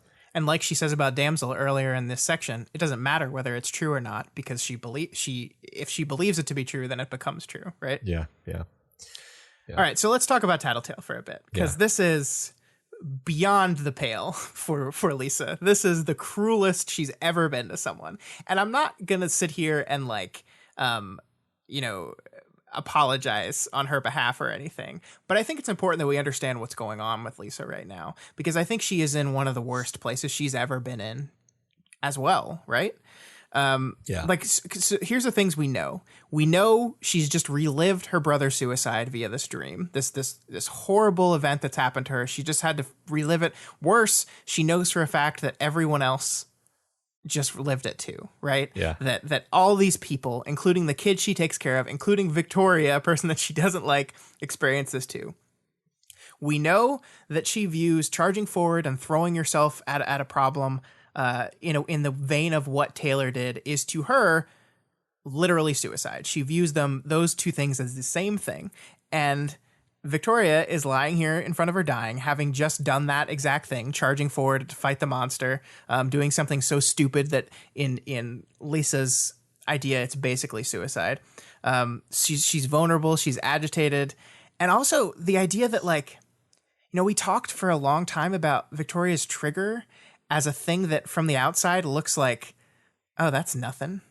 And I think if you were watching that event, especially with the way that the mall stuff reframed it as just playing a video game, I think if you're just watching that event, not knowing all the shit that Victoria's gone through, I think that does seem relatively minor compared to, being forced to kill someone because your dad said so, or having this man try to quote unquote save you, but really do these terrible, terrible things to you, or finding your brother having committed suicide in his room. Comparatively, from an external perspective, that doesn't look that bad, right? And so I think that her anger towards Victoria is even heightened because of that. Yeah, I think that's part of it. I mean, there is a bit of venom in this idea where she's like, you triggered because your mom and dad didn't love you because you were normal, which is it's a wonderfully evil phrasing. And really, thinking about the way her dream was, the most painful part of it for her was her parents' presence without engagement, and then their disappointment. And that's all stuff that, if you're not keyed in to understand what's salient about it, you could have just not noticed. If you're just spectating. So absolutely. And so this, I wanted to continue with this though, because I think we've always had this understanding that Victoria doesn't like Tattletale. And we've always had this understanding of this idea that Lisa doesn't like Victoria very much. And I think we've understood the first one, right? Because it has to do with what happened to her with Crawler and how she holds Lisa responsible for that. But also that she holds Lisa responsible for what happened in the bank and how that kind of kind of snowballed into everything that happened. But the other side of the coin we never really got. And I started thinking about this. I started thinking about, what do we know about Rex? What do we know about Lisa's brother? Well, we know he was the popular kid in high school. We know that everyone liked him. Lisa describes him as the favorite child back in Worm when she's talking to Taylor about him. That kind of sounds a lot like Victoria, doesn't it? I mean, that kind of sounds like what Victoria's experience was in high school, was she was the popular one. Everyone liked her. She was definitely amongst her parents in their own kind of way. She was the favorite between her and Amy, for certainly. Sure. Yeah. And so I definitely see this mindset where Lisa can transpose Victoria on her brother. And I think she has a lot of complex feelings about her brother. It's guilt, it's regret, it's anger. She's mad at him for what he did. And she's mad at herself for not stopping it. And I think, you start layering Victoria on top of this persona of this person, and it just pisses her off. And Victoria is a person who's not dead and was using her power to do shitty things. And you start build this narrative around Victoria from Lisa's perspective. It's like, oh yeah, I get why she just fucking hates her now. I get all this stuff's attached to this powerful connecting to Rex and to this experience that she had with Rex and it's so messy and emotional that of course she feels like worse than she ever has, and she lashes out worse than she ever has here. Of course she does. It's just a mess. Yeah, I like that a lot. I don't have a lot to add. I mean, I don't think I ever saw it that way, but I think that's a valid read, this idea that there's some projecting of Rex's qualities onto Victoria for better and for worse, right? Like I think that's it. That's one thing that this book is actually played with a bit. This idea that love and hate are right next to each other. They're different sides of the same coin. Like the idea the idea of Amy's betrayal is made so much worse by the fact that this was a person that Victoria loved so much and cherished so much. Yeah. And likewise, this idea that, see, I don't even know if I would agree in saying that Tattletale hates Victoria. I think there may be, like, if you're going to make the Rex comparison, it's possible that she wants to like her, like she sees so much in Victoria that is admirable, that she wants to like, that reminds her of what she likes about her brother, what she liked about her brother, and then that's transformed by Victoria's behavior into the negative side of that. Yeah. I like that. That's fun. Yeah, I mean, because if she sees Rex and Victoria, and then Victoria is lying here dying, it's literally, fuck, I did it again. Yeah. I failed again. I did it with Skitter. I did it with my brother. And here it is again. One more time. I can't stop this. And also, we have to understand that Chicken Little, her ward that she promised above all else, is here. And they are all basically now resigned to the fact that we're all probably going to die here. So she's already pissed off because of that. I mean, the first thing Lisa says when they enter the dream room is, "You're all idiots." Because it's like, look, we're here. We weren't supposed to be here, but we're here. Awesome. And Chicken Little was not supposed to be in this room. That is not supposed to be the way this went down. And now they're here, and he might die. And she's pissed off. She's pissed off at Victoria. She's pissed off because of Victoria. She's pissed off because there's parts of Victoria she likes, and she just saw Victoria once again throw her life away, or in her mind. In a suicidal type attack. And yeah, it's like this complex, like, mess of emotion. And I love that it's complicated. It's not simple. We can't just be like, oh, well, she sees Rex and Victoria, or she sees Victoria in herself, or, it's all of that. It's all of that. I think she does see some of herself in Amy. I think she does see some of Rex and Amy, and herself in Victoria. Like, I think it's all of that at the same time. I think that's what Lisa is doing, and that's why this relationship is so fraught and complex, because it's positive emotions, it's negative emotions, it's all of it together. Yeah, this is some good shit, Scott. I mean, yeah, I think that this is what you get when you spend the time to realize all of the richness of these characters and their interactions and their depth and their feelings about each other. Is absolutely, you can say stuff like this. Yeah. And even if the author didn't necessarily put that in and say as he was writing, like, the reason Tattletale feels this way is that there's this connection with Rex. I think that at this point there's enough depth that we can just kind of say, yeah, I think that's there. Mm-hmm. Mm-hmm. Yeah. So yeah, I love that. That was good conversation about that. So basically, as things, after this silence, after this heavy silence, Victoria then goes through a process of realizing that she has to reach some kind of peace with things. Knowing she'll probably never see her parents again, she's able to release her hold on her anger, release some of that tension that she's been holding over their quote-unquote betrayal of her. She even realizes that she could extend Amy a measure of understanding. Maybe. I could forgive her, probably. Find that internal compromise. Forgive her for myself, at the very least. But like hell was I ever going to do that. Like hell was I going to forgive her for anything, even my own peace of mind. Like fucking hell was I going to compromise. Understand? Yes, but only as a defensive measure. Like I tried to understand this many-handed fucker. Fuck no. Hell no. Fuck. If there was a chance she could find out how I'd felt about her in the end, and powers meant there was always a chance, I wanted the answer to be bitter and hurtful, because she'd remained too much of a coward to own up to it in reality and totality. Because fuck her.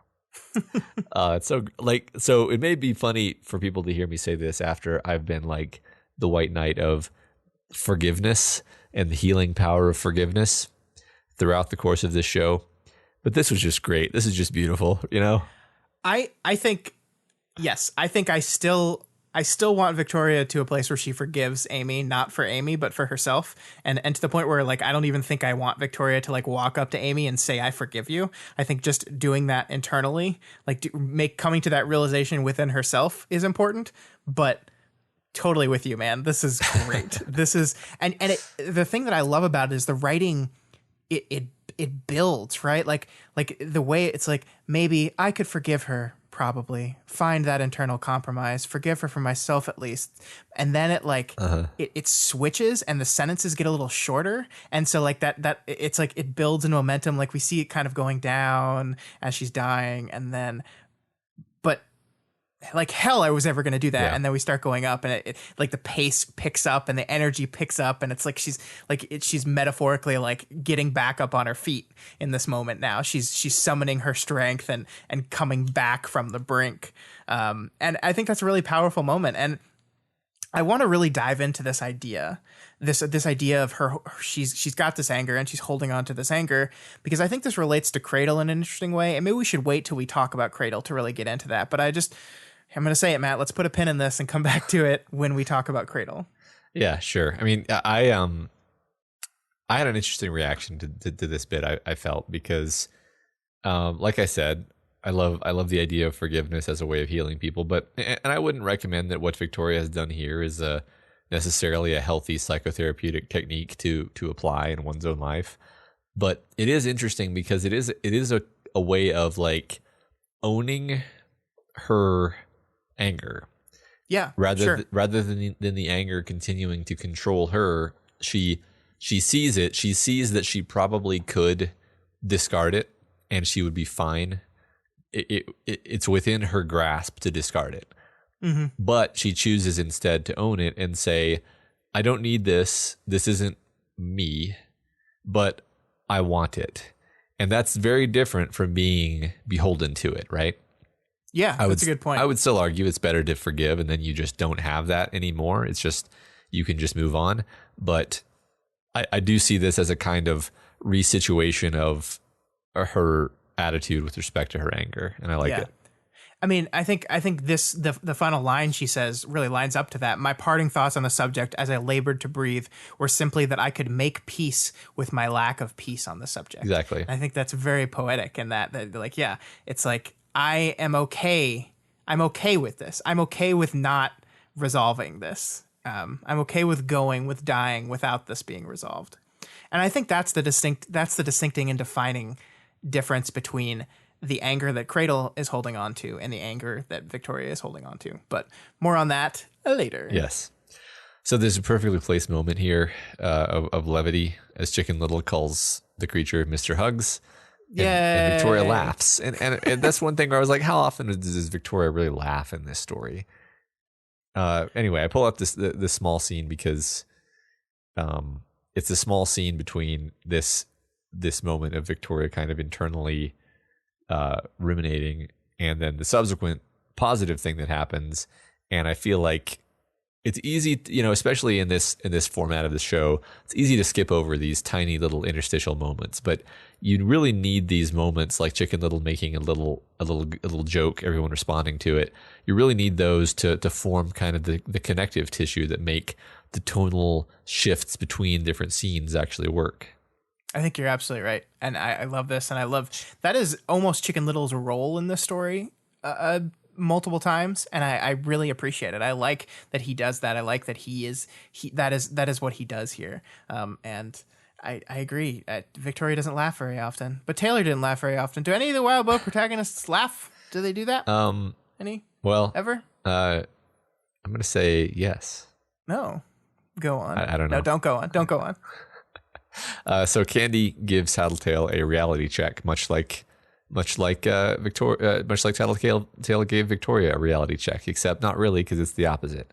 Because what she says is how much good Tattletale's done for the heartbroken, how much she's positively influenced their lives, and then she makes sure that Kinsey, Chicken, and Darlene also know that they are all loved as well.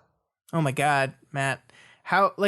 So I guess we have to say, we didn't mention this explicitly, but we have to say that the idea behind what Tattletale said to Victoria was I'm going to say this mean stuff to you to keep you alive, to keep you conscious, to channel your rage in a certain way to keep you conscious, right? That's kind of what Victoria's "I don't need your words" hints at, right?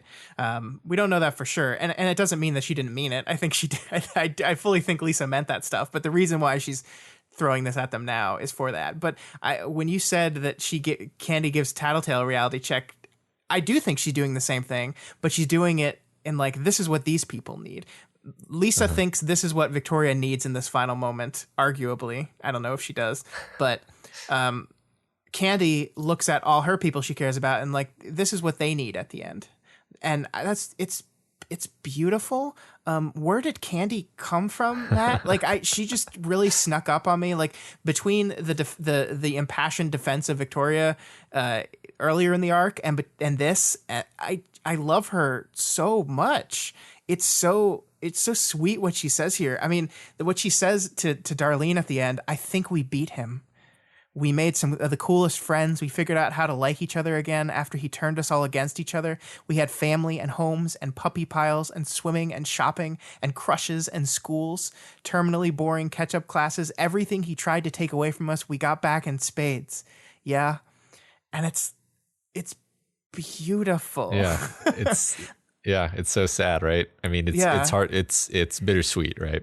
Yeah, I mean, it's sad. I don't want any of these characters to die. Obviously, that's tragic and terrible. But it's just beautiful. And like, look, we're here at the at what seems like it's going to be the end of our lives, and let's take a minute and be thankful for the things that we had, for the things that we achieved, for the what the people around us did for us, what Tattletale did for us, what we did for each other, what, and then she says to Kenzie that she's like the coolest person she knows, and she would be with her forever if she could, and it's just, oh my god, right. It is so destroying when she's like, I want to be around you until you're sick of me, and Kenzie just says that's not possible, and like, but yeah, so oh my so god. Good. It's so beautiful. And I feel like in the back of your head, you, the reader, is probably like, I mean, they're not all going to die.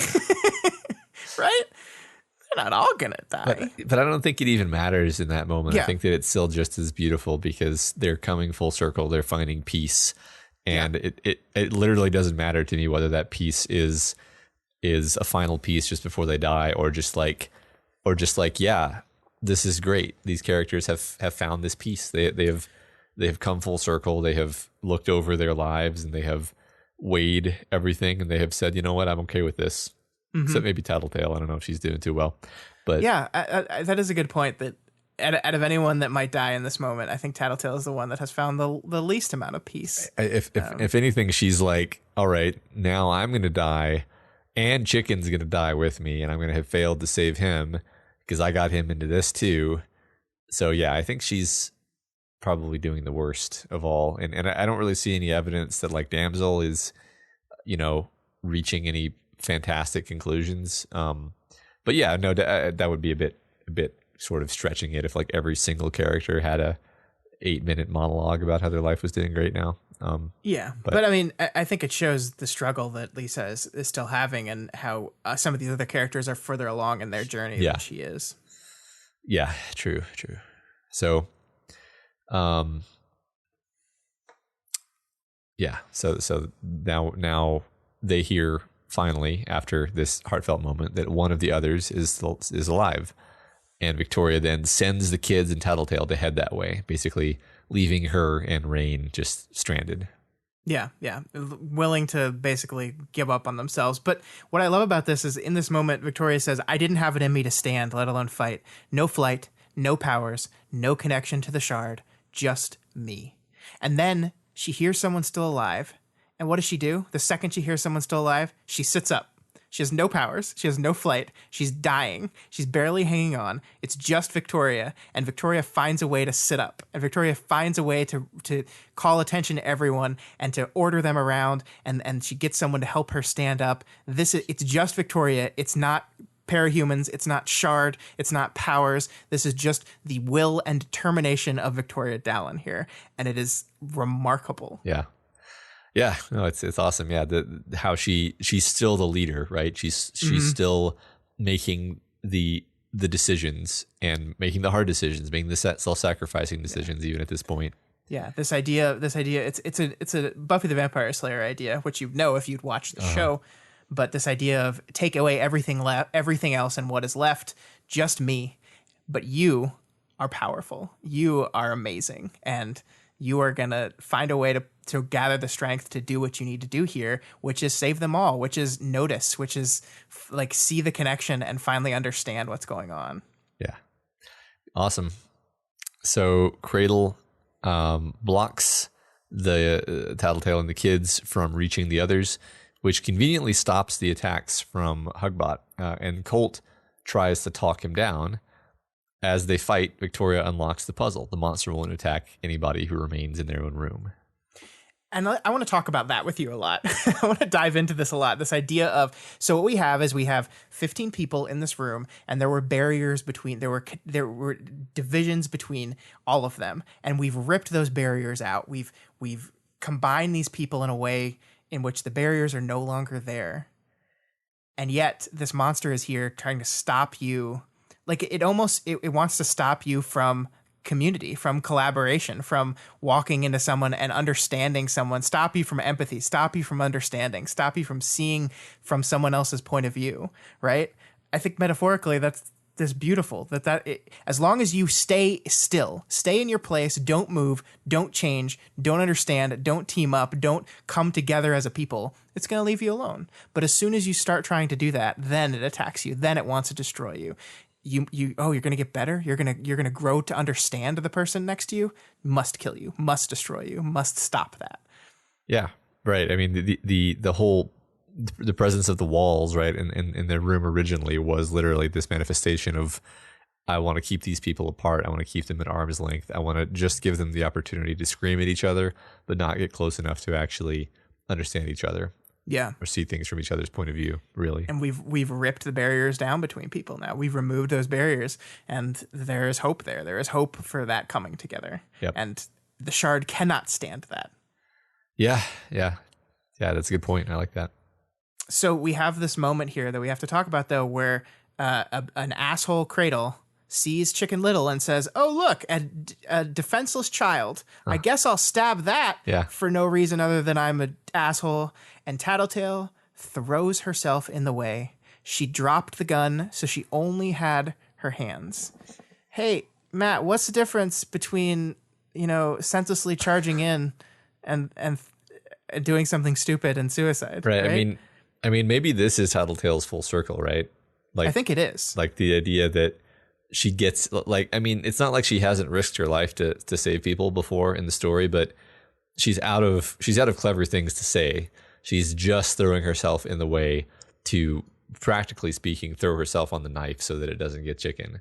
Like, she doesn't have any hope of winning this fight. Yeah. And I think let's be clear here.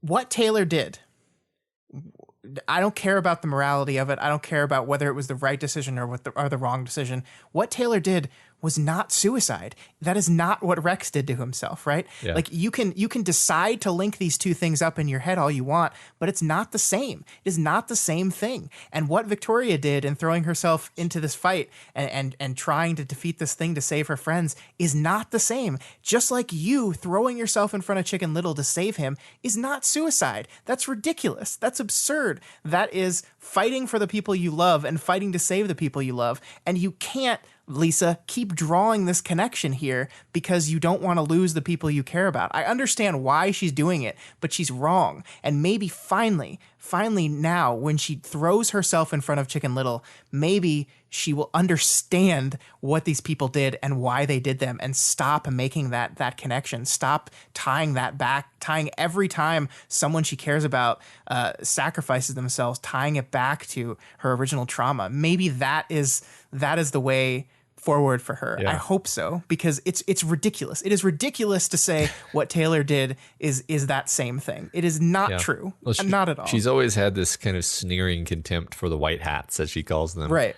And I wonder how much of that is directly connected to this idea that the heroes want to go out in a blaze of glory, sacrificing themselves to save people. What idiots, what what self-destructive fools. They want to kill themselves and get social credit for doing it, right? Like, you kind of insert tattletale monologue there, like, which is really the most reductive and ungenerous possible, and really just kind of silly. Like that's just not that's not how people are. But I can see her thinking that way because of her background. Yeah, and maybe she'll be smart enough and conscious enough and aware enough to realize that when Taylor threw herself in front of Scion, or threw herself in front of Amy to unlock this power, and Victoria throws herself in front of these people, they're doing it for the same reasons that she threw herself in front of Chicken Little. It's because they value these people, they value these lives, and they want to do whatever they can to make sure those things are protected. Yeah. And that is not the same as taking your own life. That is not the same thing. Yeah. Stop it, Lisa. Stop it. I'd be a great therapist. Stop it. Yeah. Yeah. I'm kidding. I would be a terrible therapist. Don't listen to me for therapy, please. Nobody take that the wrong way. It's the daily method. Stop it. Yeah. Stop it. I think that's a Mad TV sketch, actually. I don't think that's a Scott original. I've never seen it, so I give you full credit. So finally, in this knife melee where everybody's getting sliced to pieces by his combat knife that he has because he is a lucid dreamer, the team manages to back him up against a piece of shelving, and then Sveta topples it onto him, crushing him and zoning out Grabo. And thus, Cradle dies, snagged on a shelf in Snag's dream room. It's beautiful. Yep. Beautiful. So let's finally do it. Let's come full circle and let's talk about Cradle. We mentioned at the beginning of the episode how he was stuck standing still, and I think this is to me the final conceit of Cradle's character and why he dies. And I think we can see that in his final conversation, the final words he has with Colt, because as we just said, these characters have now ripped down the barriers between themselves, are together in a group.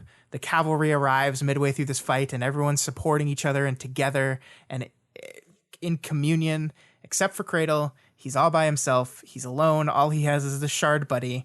And let's look what his final words to Colt are, because he says, "I'm supposed to enjoy being stuck, being trapped in the wilderness, only 2 people to keep me company, no way to get home, no way to tinker, my agent slowly pressing in on me, demanding I build when I can't.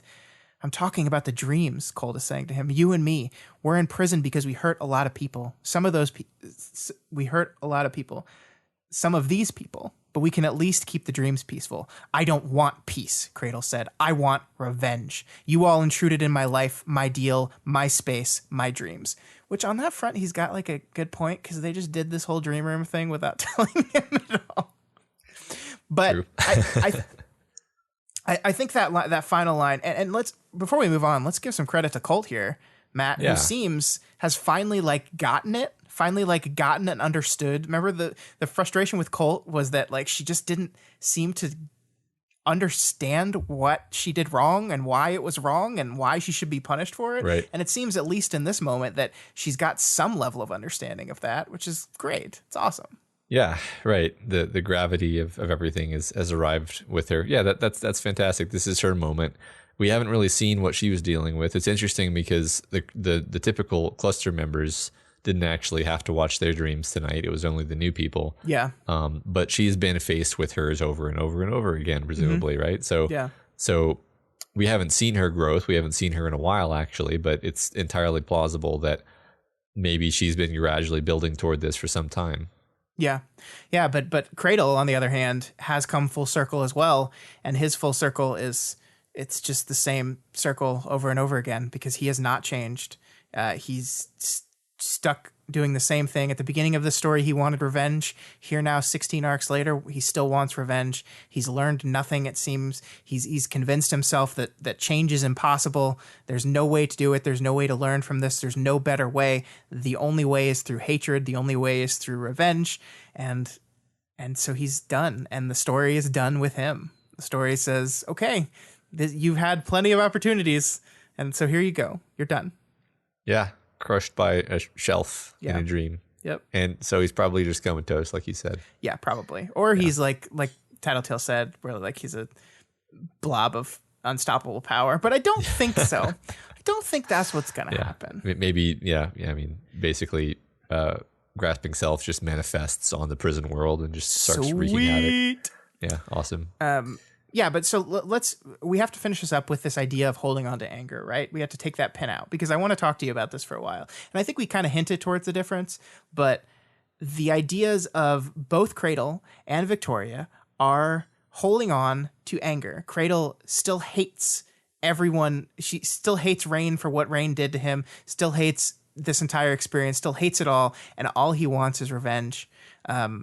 And he's holding on to that anger. And Victoria is holding on to hers as well. She's holding on to her anger for Amy. But I do think these are different in important ways. I do think that it is not just about the emotion you hold on to. It is how you react to that emotion, right? Like, Victoria has not tried to push a big piece of rock on Amy. Right. Like, metaphorically or literally. She's mostly just been like, I'm happy hating you and going away from you. Whereas Cradle is blinded by that anger and hatred to where all he wants is revenge. All he wants is to seek out the destruction of the thing he hates. Victoria is not there and not doing it. And I'm not saying that, like, it isn't possible for Victoria to head further down that path where that hatred turns into this Cradle-esque desire for revenge. But it's not where she's at right now. And I think it is important to draw that distinction here, because my first reaction was, oh, look, they both are still hating people. That can't be good. But it is different in distinct ways. And I think it's different in the way you talked about, where she is owning that. She is taking control of it.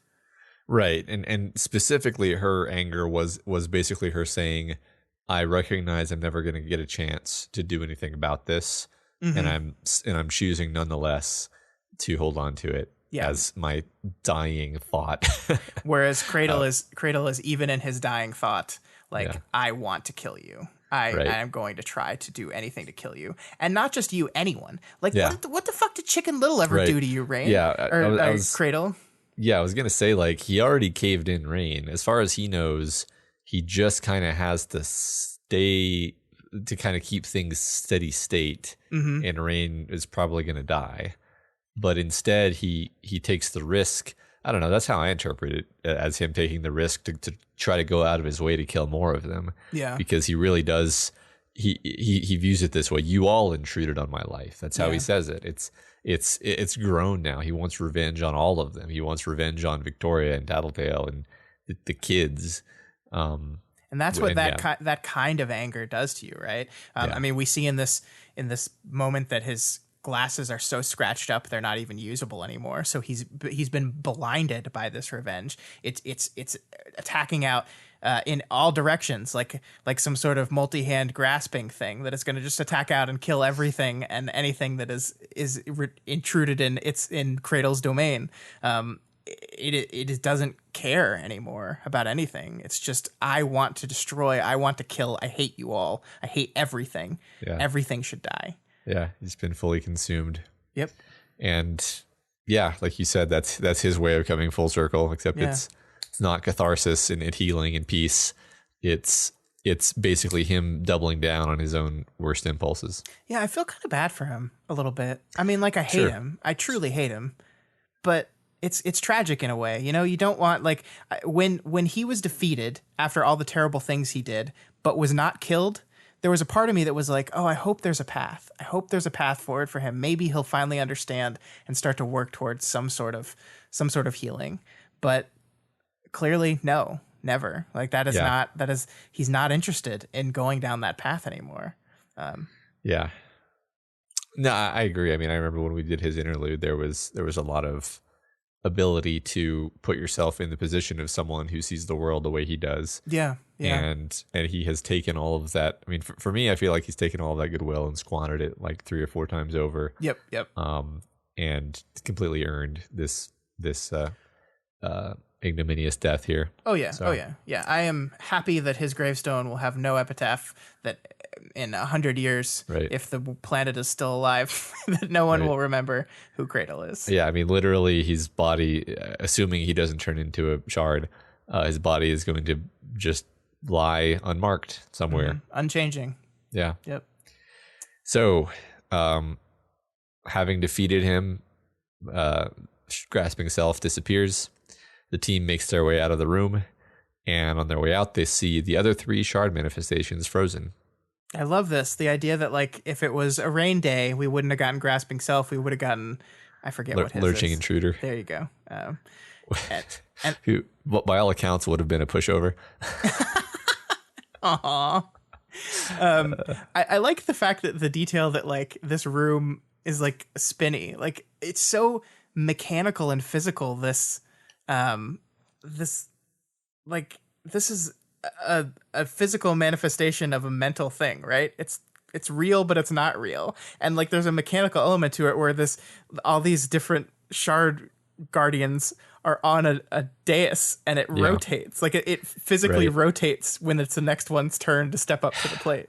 This is something I kind of wanted to talk about, but I just don't think we can answer it yet. But the question was, this space that they're in, is this like they were 3D printed by unfathomably advanced alien technology into this other dimension, and they're actually here, and these injuries are real?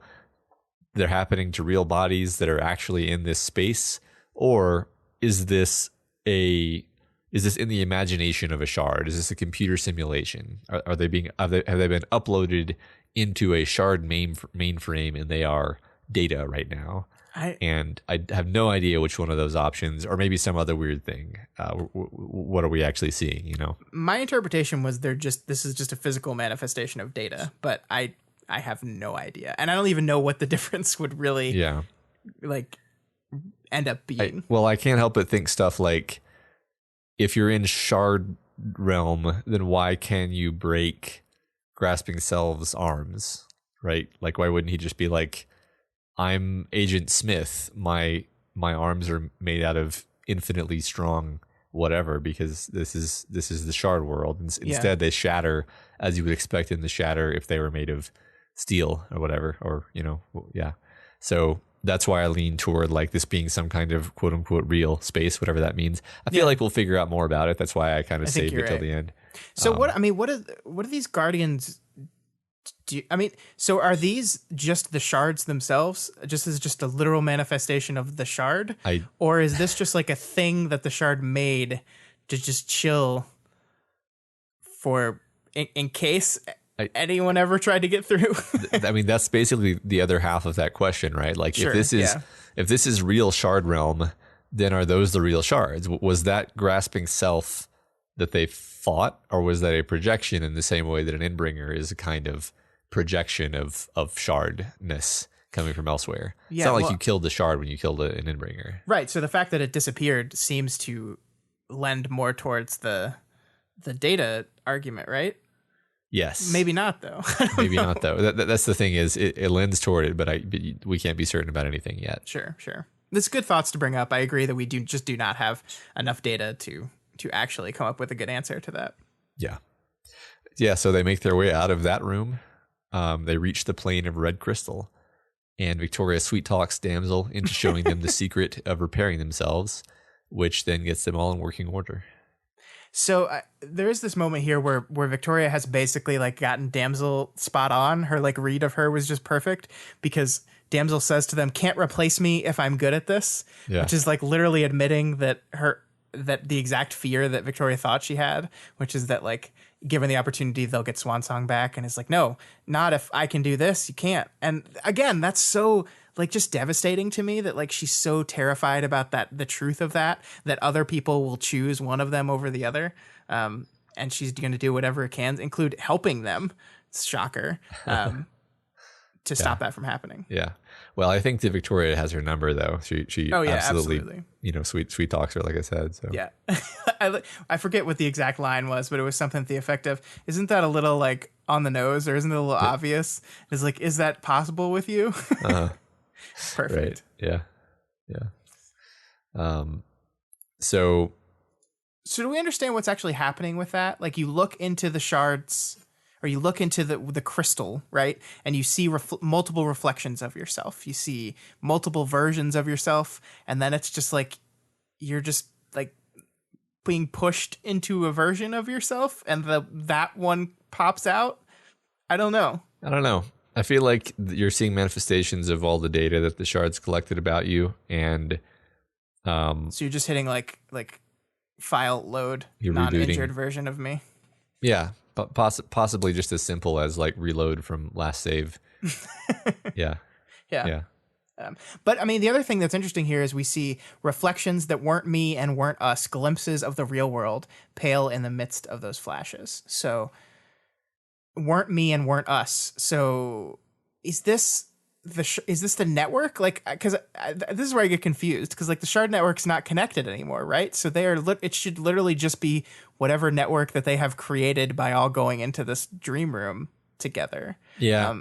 I think these are the questions to be asking, and I bet that if we got really weird, we could go into the thematic weeds and talk about what could be happening here, because like the idea that this red crystal shard world, which definitely abuts against like locations that shards can access. I mean, okay, so my my guess is something like all the shards can totally access this place. They just don't know how to talk to each other. They literally need a hub to coordinate them and be their proxy of communication.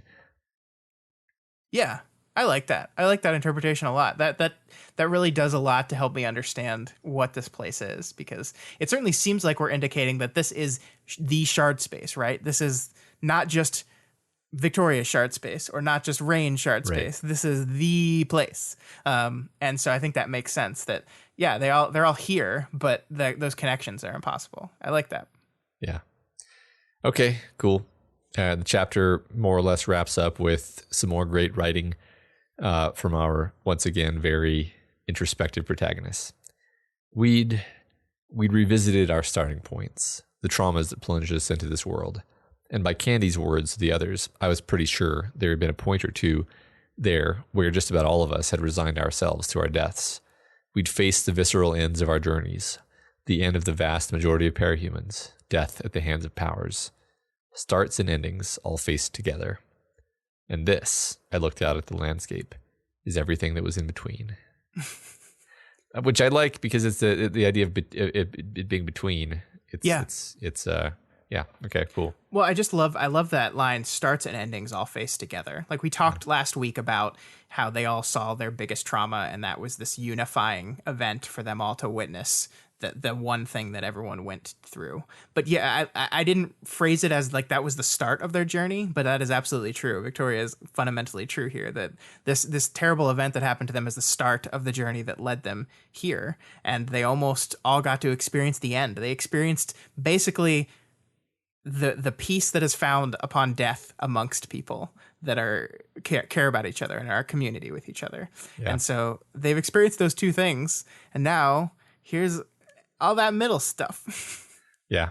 I feel like I remember us talking 180 years ago about the idea that like walking a mile in another's shoes can potentially be a good way of forming empathy with them. Yeah. But like the way the shards did it is they showed them, like they got this group of people who had basically, they all had a reason to hate and distrust Rain, and thus showing them his vision, and especially kind of the edited dream of his every night was like just making it worse and worse and worse.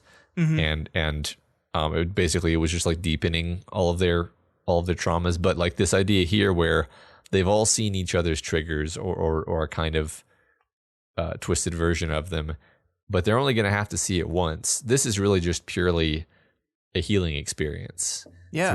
Through commiseration and mutual understanding and mutual support and all of these wonderful human things. Yeah, I agree. I totally agree. Yeah. And I can't wait to see what they do next together, because now they're going to go into this world together as a team, and it's going to be good. Yep. So that wraps up the chapter. Yes, it does. So let's get on to these discussion questions. Last week's question was, using dreams in storytelling can be hit or miss. What is your favorite use of dreams in fiction, and why is it effective? and we got a bunch of great answers. Yeah, So some spoilers. So if your answer was like a big block of spoiler text, I just didn't pull that because if you feel it's spoilery enough, I don't want to accidentally spoil someone on it. yeah, I think that's a good idea. Like, it's always a risk when we ask these favorite blank in fiction questions because we do get a lot of great answers, but I mean, obviously, I'm not going to spoil every piece of media ever written on this Yes. podcast. Yeah. Farm Fresh Hornets says Bloodborne, the video game. Bloodborne takes on Lovecraft's good ideas and strips out the racism until all that remains is the fascinating fear of the unknown. Bloodborne's symbolism is fascinating to me because of the way it uses dreams as a medium to illustrate the two paths it lays out, understanding versus ignorance. It's hard to get into the specifics of understanding what this means without spoilers, but the game presents ignorance as its own sort of happiness. The greater your insight, the easier it is to put together what you're really doing and make your mark on the dream. But the more horror you feel, the more things beyond your capacity to understand begin to make themselves known. So really, is a dream with no consequence such a terrible thing? Whatever happens in a dream, they don't necessarily attach to the main story. Death even doesn't tend to matter. In Bloodborne, it's all a dream. In a world without consequence or reality, do any of your actions matter? What's to stop you from getting lost in the dream, giving up on your goal? That sounds fun. I've never really heard anything about Bloodborne, but now I kind of am interested in it. Yeah, it's one of those From Software games that I'm bad at video games, and I never played it because I'm bad at video games. Oh, it's actually hard? Oh, then I wouldn't be able to play it. Yeah, I'm sorry. It's very hard. Yeah. Actually, Dark Souls people would probably be like, it's not that hard. Okay, but it's supposed to be the easier one of that series. I'm not on the tier of being able to even think about Dark Souls. Sure. Yeah. All right, next up we have Literal Headcanon, who says David Lynch. A number of his films heavily feature dreams or dreamlike locales. There are numerous dream sequences in Lost Highway that are used to give an intimate glimpse into the psyche and sanity of our protagonists. There's the Red Room in Twin Peaks. My favorite dreams in Lynch, however, are the dreams in Eraserhead. The primary reason why dreams are so effective in Eraserhead is their thorough proliferation of the work. Lynch abandons any pretense of the film being a reflection of reality from the word go, with his use of the man in the planet sequence as an allegory for sex and impregnation. He furthers this throughout the film in both subtle ways, the elevator doors always taking a few seconds longer to close than they should, and not so subtle ways, the infamous chicken dinner sequence. Dinner sequence. Yeah, David Lynch is a really great example of just using dreams to explore weirdness in a way that's beyond. It makes his movies very unsettling and odd, and you can never quite believe what is real and what isn't, and it really makes them feel otherworldly in very cool ways. I agree with that a whole bunch. Even the minor stuff like the elevator taking too long to close, it feels like a dream thing to happen, though that's not actually a dream. I'm like embarrassed to admit that I've never seen Eraserhead. Oh man, you gotta watch it. I want to. Have you seen Mulholland Drive? Mulholland Drive has some good dreams in it too. Nope. He loves the dreams. I need to watch that too. They have a Lynch weekend and then just go completely crazy. All right. Alternative Arrival says Blade Runner. I think in terms of dreams in fiction, the example that comes to mind is the unicorn sequence in the good cut of Blade Runner. It's super short and doesn't really make much sense at first, but together with a few hints that only come at the film's conclusion, it totally recontextualizes the ending and adds a really compelling level of ambiguity. I think it really works because of its unobtrusiveness. Dream sequences tend to cause problems, for me at least, because they represent a total absence of stakes and a break in the action of the story. The anxieties and thoughts that are revealed through them can also have difficulty having real impact, especially when they convey information that's already presented through other means that don't rob the story of momentum. That's true. Yeah. I mean, I find even books that I really like that use dreams, I find that it completely messes up my sense of stakes, and I'm just like, I'm just bored. Like even if it's important, like even if it's like a prophetic dream, I'm like, yeah, but nothing's gonna happen here. Let's just move on to the next part of actual reality. Yeah, I mean, I think it's just like generally, it can be a really lazy way of explaining things via dream. Like we said last week, there's no rules, right? You kind of remove yourself from limitations and you can do whatever you want, but it is kind of just stagnant. It doesn't matter except in very specific ways. And So using them too lazily can be really boring. I agree that the dream in Blade Runner is perfect. It is, and it's only in some versions of it. Oh my God. Yeah. It's so weird, right? So yeah, it's really weird. Considering it completely changes like the entire last bit of the movie. Right. So Dalinar Colon, Manukos says Dalinar Colon from Stormlight Archive, which is a series Matt and I have not read. So in the first two books, he has visions during storms, and it is a big mystery whether those are God sent or just made up. In the usually I dislike dreams in my stories because I am sure a lot of people mention they kind of fall flat. Yeah, that's true. I like this in particular because it doesn't do too many weird things at the same time, closes the chapter on the previous arc of the character, and gives us some relaxation of a very intense finale. So I'm going to take your word for that because I haven't read the series, but I agree that just the general idea that dreams tend to fall flat. Yeah, the idea of doing too many weird things at the same time. Like, I don't know if anybody in these answers listed Song of Ice and Fire, but I find those dreams to be not my favorite way of doing that. Like there's a few times when Jamie will have like a dream and it's just a wild ride, and you're like, yeah, I get that there's a lot of stuff being communicated here, but it's too much. It's too much. There's too much weird stuff happening, and now we're in a cave and this person's here, and it's like, okay, I can't keep up with all this. This isn't how. So yeah, I like pointing out the idea that it can just be trying to do too many things at the same time. Yeah. Hobo Demon says, the dream of character Alfred Packer in the classic piece of cinema titled Cannibal, the musical, mainly because it exemplifies Wrigley Bubble's critique of how dreams in media tend to be portrayed.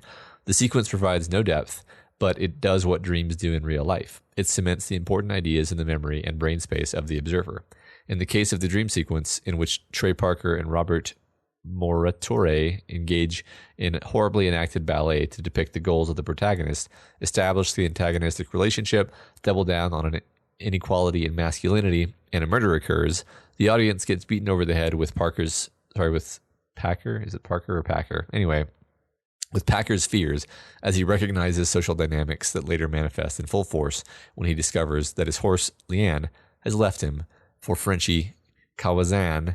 Never seen this movie. I have no idea what the hell is happening. As well as providing a means for Packer to punish himself emotionally after profiting off the death of Israel's swan via consuming his tasty flesh toasted atop a pile of burning shoes. Okay, so that I feel like I just read a dream that I just had a dream. Yes, am I awake? Yes. So Cannibal the Holocaust, the musical, Cannibal the Holocaust is something different. Cannibal the musical that's Trey Parker and Matt Stone, the South Park guys. So it's a musical about being a cannibal. I saw it once upon a time, a long time ago. I do not remember a lot of it. But I do like what Hobo Demon talked about here. Like, it does what dreams do in real life. It cements important ideas in the memory and brain space of the observer, right? So it's a functional dream. Yeah. It is doing something in a way that maybe the characters can't say it literally, but in a dream, we can explore the characters going through those things. Yeah, it's a storytelling device. Important. Sure. Cool. So Predatorian talks about Full Metal Alchemist Brotherhood. Another thing I don't think... Have you seen that? Nope. I haven't seen it. It has a dream sequence that by all accounts should not work at all. In fact, it has a few of their biggest pet peeves with dream sequences. 1, it doesn't tangibly move the plot forward. 2, it functions as a glorified recap episode. And 3, it interrupts super exciting A-plot developments. Yet somehow, it's like absolutely phenomenal. Crucially, they think it uses the dream framework to do a deep dive into the perspective and internal conflicts of an important side character who, up until that point, had been pretty inscrutable to the viewer. So even though it isn't advancing the plot, it's doing important work in terms of fleshing out the character and the world. Despite being a recap episode, it also manages to have a really strong arc of its own that both emphasizes the themes of the show and foreshadows the POV characters' decisions later in the story. It doesn't feel like an irrelevant digression. It's cohesive and IMO essential to the work as a whole. I like that. I think the idea of using a dreams as sort of like an interlude in a medium that can't do like an interlude chapter where we can dive into a side character and explore them more fully in a way we couldn't through the normal structure of the show. I think that's an effective way to use dreams for sure. Absolutely, yeah. That's a cool trick. Yeah, I like that they point out that it does everything wrong and yet the one thing it does right kind of redeems it. EXE JPEG Windows Media Viewer. In most stories, I've found that dreams have often just been used to flesh out the characters a bit. So I have mostly ranged from ambivalent to appreciative regarding it. One of the few novels I can remember dreams playing a major role in is Superpowered's.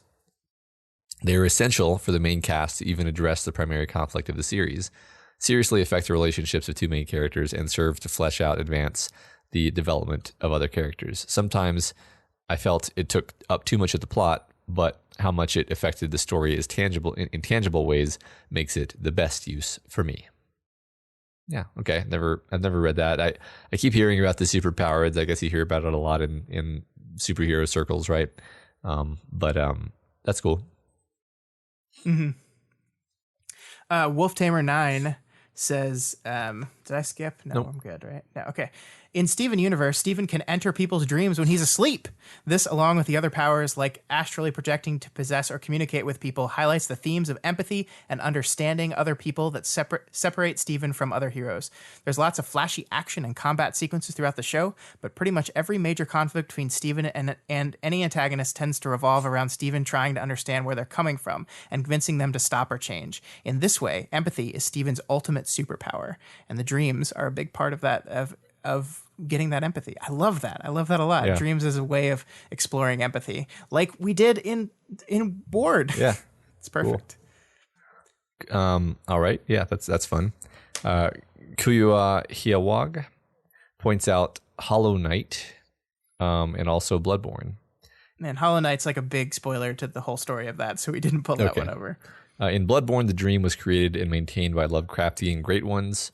There are multiple dreams in the game, but my favorite is the Hunter's Nightmare. The Hunter's Nightmare is an incredibly distorted version of the past, where blood-drunk hunters end up reliving the violent old days when hunters slew beasts by the hundreds. The nightmare serves to reveal a lot about the history of the hunt, the church, the experimentation with the old blood. Significant historical figures are encountered and just so happen to be some of the coolest boss fights ever. This Bloodborne game play this game. Sounds fucking awesome, yeah. All right, now we have Daedalus Fallen 0, who, instead of picking a specific example of dreams used well in media, points out to how certain authors use dreams in ways that they don't like. When authors use a dream as an explicitly narrative device, giving shitloads of outright exposition to the reader and main character, it's lazy as hell. This is especially common in books with a magical system where they put in clairvoyant dreams without any reason because they need an excuse to give us the info. It breaks the logic behind the world's magic and breaks immersion for me instantly. They go on to say dreams, in my opinion, should be used to show the subconscious thoughts of a character. The key word there being show. Dreams open up a really unique possibility of throwing away the rules of realism and just turn to metaphors and symbols into living, breathing parts of the experience. The level of symbolism that can be achieved with dreams is so much higher than with basic first-person narration because of that disregard you're able to have for the sensibility of it, creating a world that itself represents the character's inner self. Cool. That's a I love great it. answer. Yeah, I mean, Yeah. I'm pretty happy with that answer, even though they don't give an example. Yeah, I agree completely. The idea of like so many fantasy novels just have a dream where it's almost like the author's just like, I guess fantasy novels are supposed to have dreams, so I guess I'll put this in here, but I don't know. So yeah, don't do that. It's boring.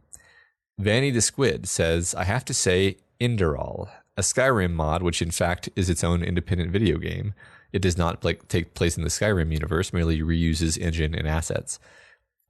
Incidentally, available on Steam, apparently. The game literally begins with a dream chock full of foreshadowing, which then recurs throughout the entire game, with variations each time. The dream is absolutely critical to the plot on several levels, and practically requires replaying after having ended the game. Other dreams feature in the game, all just as plot and theme relevant, and the game repeatedly attempts and succeeds in tricking the player into thinking some dreams to be reality. The theme of dreams as a whole and the nature of subjectivity of reality crops up on the regular throughout the entire work, and I could discuss it forever, were it not for how it destroys, by way of spoilers, a little-known game very much worth experiencing directly. That sounds awesome. We're finding a lot of really interesting catches here. Yeah. Up next, we have Funderfulness, who talks about the kid show Arthur. which I was surprised by this answer, but I think they give a really good answer. Dreams and nightmares are consistently used to show characters' inner feelings and anxieties. The show is fairly well known for having pretty bizarre and unusual dream/fantasy sequences, mostly centered around whatever the kid is stressing about in that episode. They work well because the dreams are often ludicrous situations from an adult's perspective, but they help make sense of what's going on inside the minds of young children, especially when that aspect of the narrative needs to be conveyed to kids, the target audience. I like that a lot. Like the idea of using dreams specifically to reach a certain type of audience in a way that only they would understand, because kids think in a different kind of way. Right. I like that. That's a great idea, especially there, because it's not always obvious to them, like, what about the situation is upsetting, and the dream is a way of stylizing that for them, saying like, this is what is bothering the character about this, or maybe even showing the kid themselves, this is what is bothering you about this situation. Yeah. That's cool. Like that. Calinero 985 goes super, super, super deep into the dreamscape in a tabletop RPG called Mage: The Awakening. They talk about how the dream is divided into multiple layers, and how those different layers all represent your personal wants, desires, and weaknesses. But also, interestingly, there's a shared dream of humankind, and different ideas have different prominence there based on geography and public perception of those areas. Sounds fun. It's cool, this idea that like on one layer is your own individual dreamscape, and then on the next layer is like the dreamscape of humanity, and how that would look and what that would differ. It's kind of like taking the cultural consensus of society and literally manifesting it in a way. I think that's a really fun idea. The collective unconscious concept. Yeah. Cool. All right, Heaven's Chocolate says Attack on Titan, and there was a big block text of spoilers, so Attack on Titan. I guess there's some dreams in that. Yeah, if you've watched it, go read Heaven's Chocolate answer. I'm sure it's really great. Yeah. Moving on, Sarah Penguin says Final Fantasy, and then just Final Fantasy VIII, and then just black text. So yeah, I have played Final Fantasy VIII, so I can comment on this one because I did read it. And Sarah Penguin, yes, I agree. I agree with everything you wrote there. Beat Nemesis says, I generally dislike dream sequences in fiction. They're tolerable when they're brief and kept to an injection of weirdness and emotion. I find it's almost more effective if we miss a character's dream and instead simply see them the next morning looking tired and unsettled. That said, I enjoy the brief dream sequences in American Gods. They fit with the dreamlike half their nature of the whole book. Plus, there's a great little detail that doesn't make sense until the end that takes everyone by surprise. And I know what detail Beat Nemesis is talking about there, and I agree. The dreamscapes of American Gods is very specific and weird, and helps establish the otherworldliness of the gods in that story. I've read that book twice, and I'm not sure what detail he's talking about. So you have to talk to me later about this. I'm disappointed. I mean, we did a whole book club. I mean, I'm sure I know what it is. I just I'm not. What detail? What detail? Anyway, Peter Enigma says Sandman is the only work of fiction I've seen that handles how weird dreams are, because Sandman is a 10-volume examination of the power of dreams, because Sandman is all about dreams. The main character is an anthropomorphic personification of dreams. The series uses irregular comic panels, art that evokes rather than depicts, an empty space beautifully to show the strangeness of the dream world. It gives us terrifying nightmares and comforting dreams and everything in between. I love that it showed us the metaphorical power of dreams in addition to the fantastical one. It's the very definition of great fantasy. It's just an incredible book series. I've read the first 2 volumes of Sandman, and I agree with PETA on what I've seen. I think it's the dreamscape is very trippy and wonderful in that story of what I've seen, and I'm guessing it's only going to get better and more complicated as it goes on. It's another thing where that's like always been on my to-read list, and I always forget about it. Well, apparently you hate Neil Gaiman because you can't remember American Gods, so it makes sense that you haven't bothered. Yeah. All right, last but certainly not least, we have this guy called Wildbow, who says, I think dreams in fiction tend to suffer because they lack depth. Whatever happens in a dream, they don't necessarily attach to the main story. Death even doesn't tend to matter. I'll chime in with Buffy, Restless. Ridiculous amount of foreshadowing for future events makes it essential watching or rewatching if you want to see how the greater Buffy storyline knits together. There is subtle foreshadowing events that happen several seasons later, tiebacks to earlier seasons, recontextualizations of relationships, and groundwork laid for the setting's cosmology. Plus, it's Buffy, which is great. Reminder to Matt that he really needs to get around to watching Buffy. Wow. Oh. So Matt, what do you think about this one? Because surely you've watched Buffy, right? Because I've been telling you to do that for a while. You know, I got another calendar reminder to watch Buffy because Scott, I don't know if we've said this on the podcast. Scott actually has put recurring calendar reminders on my fucking Google Calendar to tell me to watch Buffy. So no, I haven't yet though. But they thanks. are only quarterly, but they will increase to monthly in 2020. So just be ready. Oh my God. Okay. Well, that's good. Thanks for warning me. I love that. Restless is one of my favorite dream examples ever. I think it's a beautiful episode that kind of combines everything that people have been saying about what good dream sequences in stories can do. It is very visual. It is very chock full of metaphor and meaning, a lot of which is not even clear. It like weaves through dreams in the way that like it just like scenes jump from one to another without any connecting tissue. It's image heavy. It's powerful. It's important to what's going on later. It serves as kind of this beautiful coda on a very mixed season of the show. And it establishes where the show is going to go forward. It is a wonderful, wonderful, wonderful episode of television. If you've seen Buffy the Vampire Slayer, if you've seen this episode and you haven't watched, what is the name of the Passion of the Nerd? It's a YouTube channel that does deep dive explorations of Buffy the Vampire Slayer. They did a whole like 45-minute episode on Restless, and it is beautiful. Please go watch it. It's one of the greatest breakdowns of this episode I've seen, and it's one of the best dream sequences ever. So Wildbow, congratulations. You gave the correct answer, and you win the prize. Matt, what's the prize? The prize is that I guess I have to watch Buffy now. Yay! At some point. All right. Discussion question for this week is send us a mailbag question. Yeah. There. Yeah. That's it. You can email to us at gotwormpod@gmail.com or in the Reddit thread for this very episode. Please leave it there. Yeah. And please write mailbag in your response just once. Just write the word mailbag because I just Control F for mailbag, and that will make my life so much easier. Please. And thank you. Like it would kind of help to make them a length that is reasonable to read out loud. Yes. You know, yeah. 1 or 2 sentences, not a discussion question answer. Just a what do you think about blah blah blah blah. Yeah.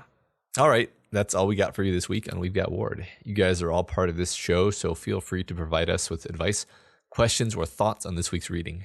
You can reach us via email at gotwormpod@gmail.com. That's where you send those questions as well. Follow us on Twitter at gotwormpod. That's where you can see our live reads. You can see my personal Twitter at scottdaily85, and I'm going to be at Fantastic Fest, the genre film festival in Austin for the next week. So if you want to hear about the movies I'm watching or see what's going on down there, it's a great time to follow me. So you should do that. Also, I'm just a fun guy. Follow me on Twitter. And you know, I got another fun guy that you should follow on Twitter. His name is at Mordin Fun Guy. That's right. Mordina Mail. Mordina. Mordina Mail. What? You know what the funniest thing in the world is? What? When our friends over at Do the Right Thing are reading your story on their podcast and they're trying to pronounce your name and it's fucking impossible because you picked the most obnoxious. Can you just change it to like Matt Freeman 7? No. If you're not already subscribed to We've Got Ward, we strongly recommend you do so and never miss an episode. You can find us on iTunes, Stitcher, YouTube, Google Play, and pretty much anywhere else in the world you can listen to podcasts. And as always, you can find all the shows we do over at our website, doofmedia.com. That's where you'll find, what you say? That's our new podcast where we're talking about the OC episode by episode. This week we did episode 5. So we're moving right along. We're going to be done with that show before we know it. Lots of teen drama. Yeah. That's a good clip there. It's pretty impressive. I don't know anything about that. And if you like any of our Doof Media shows and want to support them, please consider donating to our Patreon account at patreon.com/doofmedia. You can donate $1 a month or whatever else you can afford. Supporting us there on Patreon gives you tons of great bonuses, like the ability to vote in our quarterly fan art and costume contests, hangout sessions with the Doof crew, of which there is one of those happening this Friday. We're going to have a whole bunch of doofers, like most of them, actually. It's going to be a lot of people. Not Scott, like almost everybody else. And then access to live streams of our recording sessions and the excellent Discord that we are always in all day long. Special thanks. And as always, before you leave patreon.com, where you are entering your donation for us. Also, go over to patreon.com/wildbow and donate to Wildbow because, this is his world. This is his dream room that we are all trapped in between the walls. Yeah, but we removed the barriers, though, so we can all be friends together. Yes, and now we have to fight. Oh, God, it's coming. It's over us. It's the size of a planet. Grab this stick. Scott, run. Nah, I'm good. I'm just going to hang out here. Okay. Special thanks to new patrons, Bedoofs at the $1 level, Matthew C., and Geej L. And Doof Troop at the $10 level, Andrew T., and Doof Warrior at the $20 level, Julie M. Thank you so much, all of you. We really appreciate it. We couldn't do this without you. Yeah, we do. The magic number to make the Dark Tower podcast happen is now 6. 6 more people. That's almost down to one cradle hand. just one cradle hand and then just another cradle finger, and then we're talking about Dark Tower. I am so excited about that show, and we're getting really close. So you can be the one that pushes us over that hill, that towery hill. I was going to say something that was Dark Tower spoilery, and then I had to immediately halt myself. Yeah, you just get used to doing that, buddy. Yeah. All right, guys, if you cannot afford to donate, of course, that's okay. We would never want you to give money that you cannot afford. But there's tons of ways you can help us out still. You can share the podcast. You can talk about us everywhere, anywhere. On top of that weird mountain that I almost spoiled Dark Tower from. Or you can leave us a rating and a review on Apple Podcasts or Stitcher. Just go in there, hit 5 stars, type some nice words like, you guys are neat, thanks, with an exclamation point. You can even say the word yeet in there. I think is that good? I don't. Yeah, I don't know. I don't get that word, but you can just type like yeet, yeet, yeet, yeet, yeet, yeet, yeet, and then as long as it's 5 stars, that will contextualize the yeets as being positive yeets. Yeah. There you go. Yeah. Well, that's all we got for you for the show this week. We'll be back next week with our mailbag episode. And in 2 more weeks, we're going to be eating 4 chapters in one episode. I hate you.